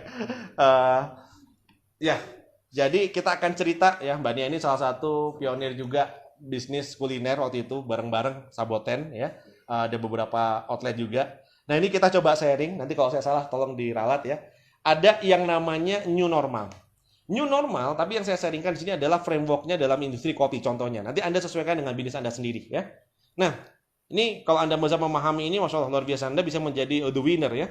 Nah, new normalnya gimana? Ini contoh periode. Saya ngecek tahun 2000 sampai 2007, ternyata industri kopi di Malang itu yang paling banyak adalah kopi lesehan. Jadi orang tuh banyak pakai kopi lesehan ya. Waktu itu banyak banget ada di Jalan Soekarno-Hatta, ada di Jalan Veteran paling rame gitu ya. Kopi-kopi murah, cuman harganya 3.000-an, rame banget ya. Dan kopi pahit ya waktu itu ya, orang nyete, sembari ngerokok dan seterusnya. Nah, itu tahun 2000 sampai 2007. Ternyata 2007 itu tren berubah, terdistrap. Nah, ketika terdistrap, akhirnya masuk kemana? Tahun 2007 itu berganti, 2008 sampai 2013 ada new normal. Industrinya berubah menjadi industri kopi gerobakan. Kalau sebelumnya itu yang banyak orang main kopinya itu kopinya kayak kopi ada AGP, ada Gersik Pinggiran, terus ada macam-macam lah kopinya ya. Nah, ketika masuk 2008 sampai 2013 itu masuk ke kopi gerobakan. Ada modelnya ya apa cappuccino cincau itu macam-macam. Dulu ada Semerbak kopi, kita ngeliat ada kopi tufi, macam-macam lah pokoknya. Pakai gerobakan dan outletnya kecil-kecil banyak di mana-mana. Itu trennya ya. Ada juga teh juga ya, teh poci dan lain-lain. Nah, ini masuk era tahun 2008-2013. Ternyata apa yang terjadi terdistrap lagi berubah masuk new normal 2014 ke 2017. Nah 2014 ke 2017 berubah trennya. Ketika berubah trennya ternyata trennya kemana? Dari kopi lesehan menjadi kopi kecil-kecil yang pakai gerobakan ternyata berubah menjadi coffee shop. Akhirnya banyak ada kalau di Malang tuh kayak modelnya dulu ada Legend, ada kopi apa namanya Java Dancer, macam-macam lah kopi-kopi shop besar banget banyak di Malang ya. Nah itu tahun 2014 sampai tahun 2017 menjamur di mana-mana. Ada kafe-kafe kayak coklat klasik dan lain-lainnya itu banyak banget ya. Nah ketika ternyata industri coffee shop ini ternyata berkembang 2017 terdistrap lagi. Terdistrap ternyata apa? Masuk tahun 2018 sampai sekarang itu masuk industrinya industri kopi kekinian. Nah, ini yang tadi saya bilang Mas Yugo gitu ya. Nah ternyata di setiap fase itu melahirkan winner baru, pemenang baru. Nah ini yang harus hati-hati, ya. Nah, kira-kira 2018 sampai 2020 itu akhirnya orang berganti kopi-kopi kekinian ya, model-model kayak pesan kopi kalau di Malang ya, Surabaya, Jawa Timur, ada kayak Janji Jiwa, kayak ada kopi kenangan. Nah, itu bisnis kopi yang dia masuk fasenya di tahun 2018 sampai 2020. Tapi saya yakin, pasti ini akan berubah lagi, terdisrupt, akan masuk ke dalam fase new normal berikutnya. Kopi apa ya kira-kira yang berikutnya nanti akan naik daun? Nah, orang yang bisa membaca ke sana, dia akan menjadi pemenang di fase new normal. Nah, jadi ada trennya itu berubah, ada fasenya, ada disruption. Di situ akhirnya berubah, ya. Nah, ini kenapa kok start my video lagi? Oke. Nah, jadi ini yang terjadi. Maka itu yang harus Anda pahami, kondisinya seperti apa, ya. Bisa dipahamin mungkin ya. Nah, kalau kita ngelihat frameworknya seperti apa? Kalau tadi ini adalah tren kopi, ya. Nah, ternyata kalau kita ngelihat ini secara produk, ternyata apa? Ternyata 2000 sampai 2007 itu kopi hitam yang jalan. 2007 itu ternyata trennya kopi hitam. Berikutnya itu ternyata berubah. Pada saat kopi lesan itu kopi hitam, kopi gerobakan itu kopi susu, kopi rasa-rasa, cappuccino paling banyak ya, ada bubble-bubblenya. Nah, pada saat tahun 2014-2017 ternyata yang naik itu adalah karena coffee shop itu espresso, kopi modern. 2018-2020 itu es kopi, kopi ice ya, yaitu yang naik ya. Nah, kira-kira tahun depan kira-kira kemana? Sebenarnya bisa dibaca. Kopi hitam, kopi susu, kopi lagi, espresso, kopi susu lagi, dan es lagi, ke depan kira-kira kemana lagi? Anda sebenarnya bisa baca itu, kira-kira gitu. Ya. Nah, dan kalau kita ngelihat dari driver marketnya, nah ini market, ternyata 2000 sampai 2007, kopi lesehan, kopi hitam, itu drivernya adalah cowok, kalau kita ngelihat. Nah, ternyata 2008-2013 drivernya adalah cewek yang kopi susu dan kopi gerobakan. 2014-2017 cowok lagi. Ya, 2018-2020 cewek lagi. Sekarang yang paling banyak itu kopi-kopi kekinian itu cewek sebenarnya ya. Kira-kira berikutnya kira-kira drivernya siapa? Nah, dari sini Anda sudah bisa dapat new normal. Kemungkinan besar 2020 ke atas itu nanti akan cowok lagi. Nanti mungkin akan main di industri kopi dan kemungkinan kopinya kopi hitam lagi kira-kira gitu kan. Dan kemungkinan bentuknya seperti apa? Nah, selamat Anda untuk berpikir. Kenapa? Karena ini adalah, ya, kalau saya ngelihat trennya fase new normal. Yang kalau Anda bisa ngelihat di industri Anda, nah ini sekarang kopi dalgona. Nah itu mungkin sekarang yang lagi rame gara-gara banyak di rumah ya. Nah, Anda kira-kira sudah bisa memprediksi new normalnya nanti kira-kira kemana? Ya, new normalnya nanti kemana? Whiteboardnya nggak kelihatan, iya memang nggak bisa ditampilin di sini. Nampilnya nanti ngecek di YouTube ya, kalau yang nggak bisa ngelihat ya. Nah, inilah kondisi yang kita coba lihat. Nah, teman-teman saya harap ya, teman-teman SDC, teman-teman Sinergi, teman-teman ya, kalau ngelihat ya di YouTube, di Facebook, inilah kondisi yang kalau kita mau ngelihat tren yang namanya framework new normal. Nah, new normal inilah yang benar-benar akan membedakan kita. Siapa yang memenang? Nah, tadi saya mau cerita tentang Mas Yugo. Nah, Mas Yugo tadi itu di fase pada saat coffee shop lagi jaya-jayanya di Indonesia, beliau baru pulang dari Amerika, sempat ngeliat di Amerika itu ternyata trennya kopi itu orang grab gitu. Jadi tinggal ngambil minum kopi sambil di jalan. Di Jakarta, beliau lihat juga ternyata begitu. Nah, itu banyak orang yang belum ngeliat. Itu kopi kenangan sudah mulai jalan tuh waktu itu, ya. Tapi coffee shop kayak abnormal tuh lagi gede-gedenya. Tapi dia ngelihat sesuatu yang bakal ini akan new normal. Nanti itu kemungkinan besar orang nggak akan bela-belain nongkrong. Kalau orang ngopi itu tinggal bawa grab aja gitu ya. Nah, ternyata ketika kita ngelihat seperti itu, Mas Yugo ngelihatnya apa? Oh, ini berarti akan berubah nih kopinya. Modelnya kopi kekinian yang harganya nggak terlalu mahal, segmennya perempuan, dia tinggal grab, tinggal ngopi. Apa yang terjadi? Ternyata di 2018 ya, beliau coba untuk buka usahanya. Kebetulan beliau bergabung dalam program namanya One Year Coaching, ya kebetulan yang kita jalankan kita bina. Akhirnya kita banyak Mas Yugo juga sharing yang tadinya awal-awal itu jualan paling cuma laku 5 cup, 10 cup gitu ya. Karena beliau benar-benar konsisten banget dan tahu bahwa akan terjadi namanya new normal. Akhirnya apa? Terus dijagain dengan omset yang kecil. Kayaknya masih pesimis mungkin kalau orang-orang ngelihatnya, tapi naik. Sekarang satu outlet itu bisa 1000 cup mungkin ya jualannya. Masya Allah, luar biasa. 1000 cup itu omset 1 gerai. Beliau sekarang udah punya 30-an gerai. Di Jawa Timur sudah banyak banget outletnya, sampai Surabaya, sampai mana-mana. Kebayang nggak? Ternyata mereka yang cepat berubah, akhirnya apa yang terjadi? Dia menjadi raja. Sementara teman-teman yang lain, ya, yang dia nggak berubah, masih mempertahankan coffee shop-nya, sekarang sudah mulai banyak yang nggak bisa optimal. Nah, inilah kenapa saya menyebutnya. Ini kalau tadi saya bilang ini pesan kopi ya, gerobaknya kayak gini, kecil-kecil, tapi akhirnya apa? Banyak banget. Ya, dan dia bisa survive, sampai di mana-mana. Waduh, udah nggak tahu deh udah berapa cup per hari mungkin omsetnya ya. Nah, kalau kita ngelihat dari sini, apa yang terjadi? Ini yang saya sebut tadi. The winners takes all. Ya, kalau kita bisa ketemu dengan new normal dan kita jadikan new normal, maka kita bisa jadi the winner. Dan kalau kita jadi the winners, maka kita bisa take all. Gitu. Kita bisa mengambil semuanya. Ya. Nah, maka kita harus masuk nih. Kita harus cek re-engineering seperti apa. Saya menyampaikan framework-nya. Framework ini artinya cara kerjanya. Silakan Anda riset, silakan Anda cek. Nah, kalau Anda misalnya masih penasaran dan pengen belajar bareng juga, nanti bisa ikut di kelas yang nanti minggu depan gitu ya. Karena nanti minggu depan ada tools. Anda harus ngisi, ngecek juga. Nanti pelan-pelan Anda ngisi itu Anda akan tahu kira-kira nanti trennya kemana. Ya, kalau hari ini mungkin kita medianya, toolsnya kita belum disiapkan ya. Jadi Anda nanti bisa ikut yang di kelas Re-engineering Business Roadmap. Nanti kita belajar untuk bagaimana kita buat yang namanya framework-nya ya. Nah, itu gambaran sedikit. Ya, kita lanjutin dulu. Nah, sehingga menurut saya saatnya itu apa? Menanam saat krisis. Jadi krisis tadi kita sudah re-engineering, menyiapkan benih new normal, merawat saat recovery, benihnya kita rawat, kita pupuk, dan nanti memanen pada saat normalisasi. Ya kayak tadi kalau kita ngelihat, ya mungkin sekarang belum terlalu kelihatan, tapi terus konsisten jagain, insya Allah akan bertumbuh. Jadi sehingga apa? Berpikir 10 langkah ke depan. Anda harus think, ya, 10 step ahead gitu ya ke depan. Nah, dan kalau Anda ngelihat lebih jauh, Anda harus hati-hati. Karena fasenya kalau kita ngelihat ini ada grafiknya krisis COVID, nanti akan sampai Desember, pikiran saya tadi ya kalau kita diskusi, tapi ini akan berdampak pada grafik resesi, penurunan daya beli, ya penurunan ini, yang itu kemungkinan bisa sampai nanti cukup panjang 2022 perkiraan saya ya, dan nanti ada gelombang ketiga, kalau seandainya ini nggak tertangani dengan baik, kita bisa masuk dalam fase namanya krisis sosial.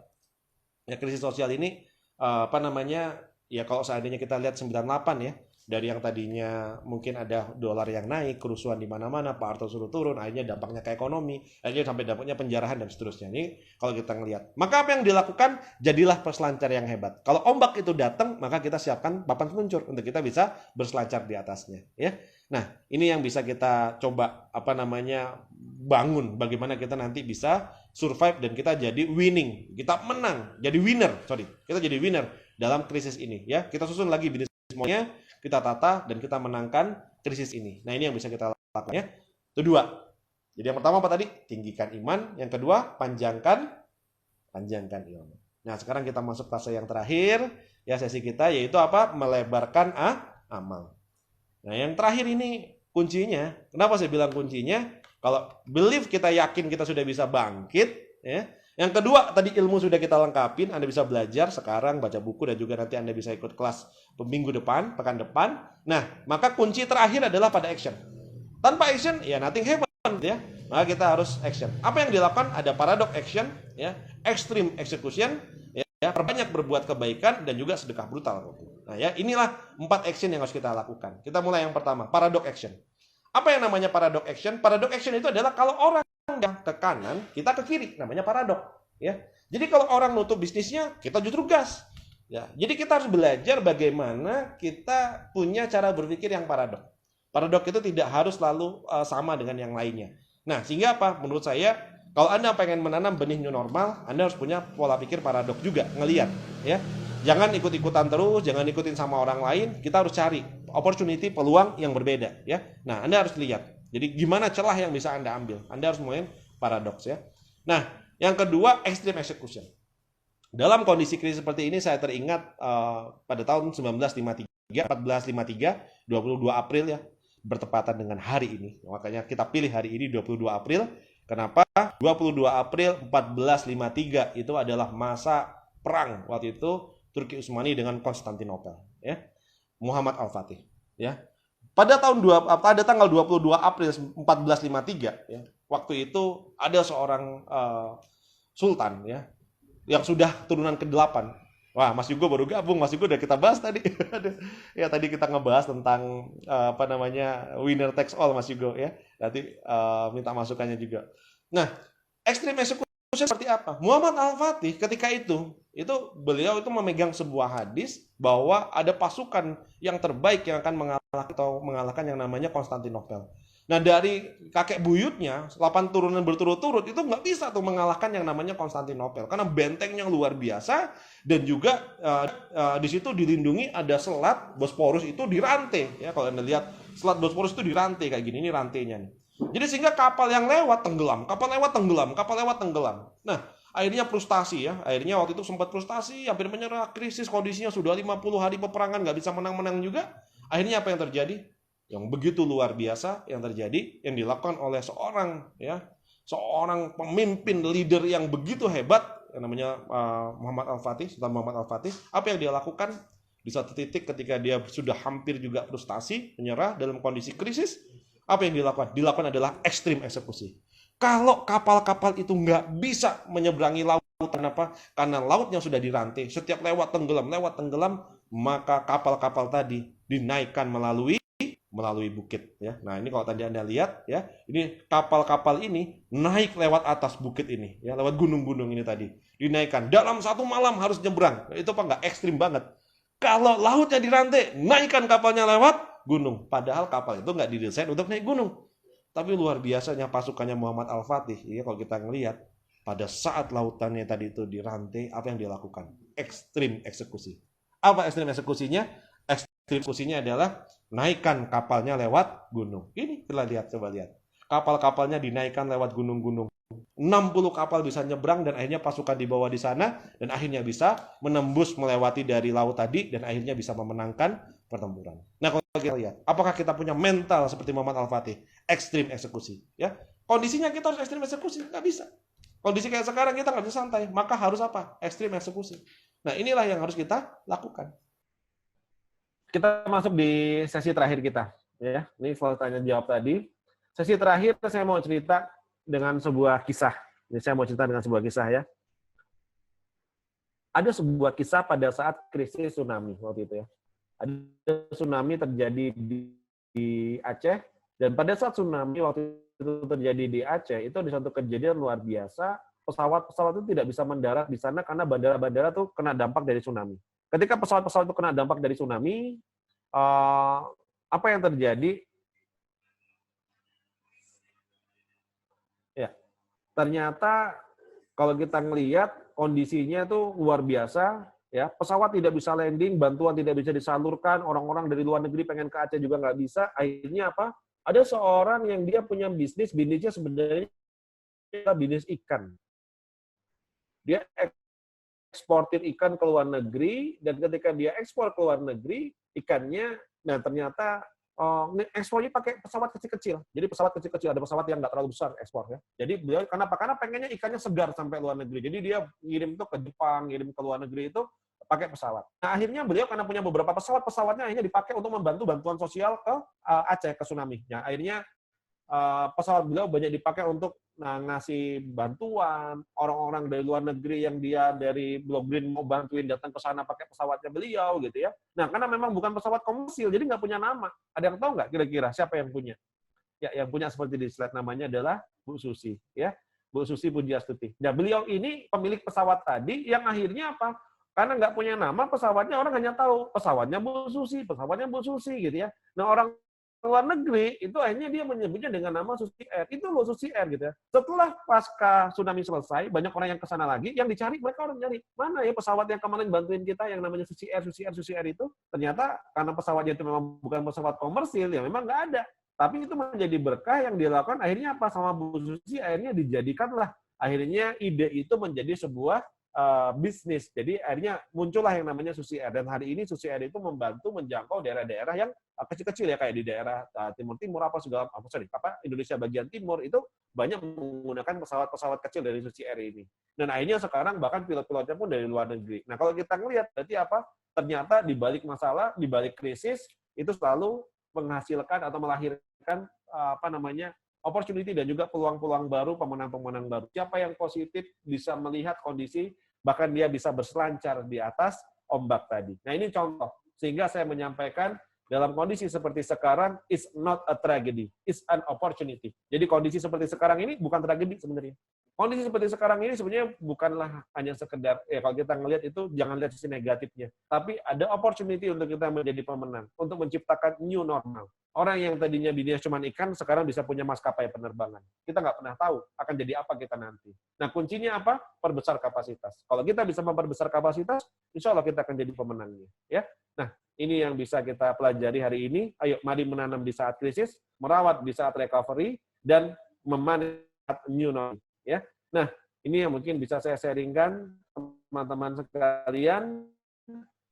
Ya, kita adalah pengusaha-pengusaha, entrepreneur yang di bawah kita banyak orang yang bergantung dengan kita. Maka ayo terus kita bagaimana benar-benar semangat memotivasi diri kita, tim kita, agar kita bisa survive, agar kita bisa bangkit. Kenapa?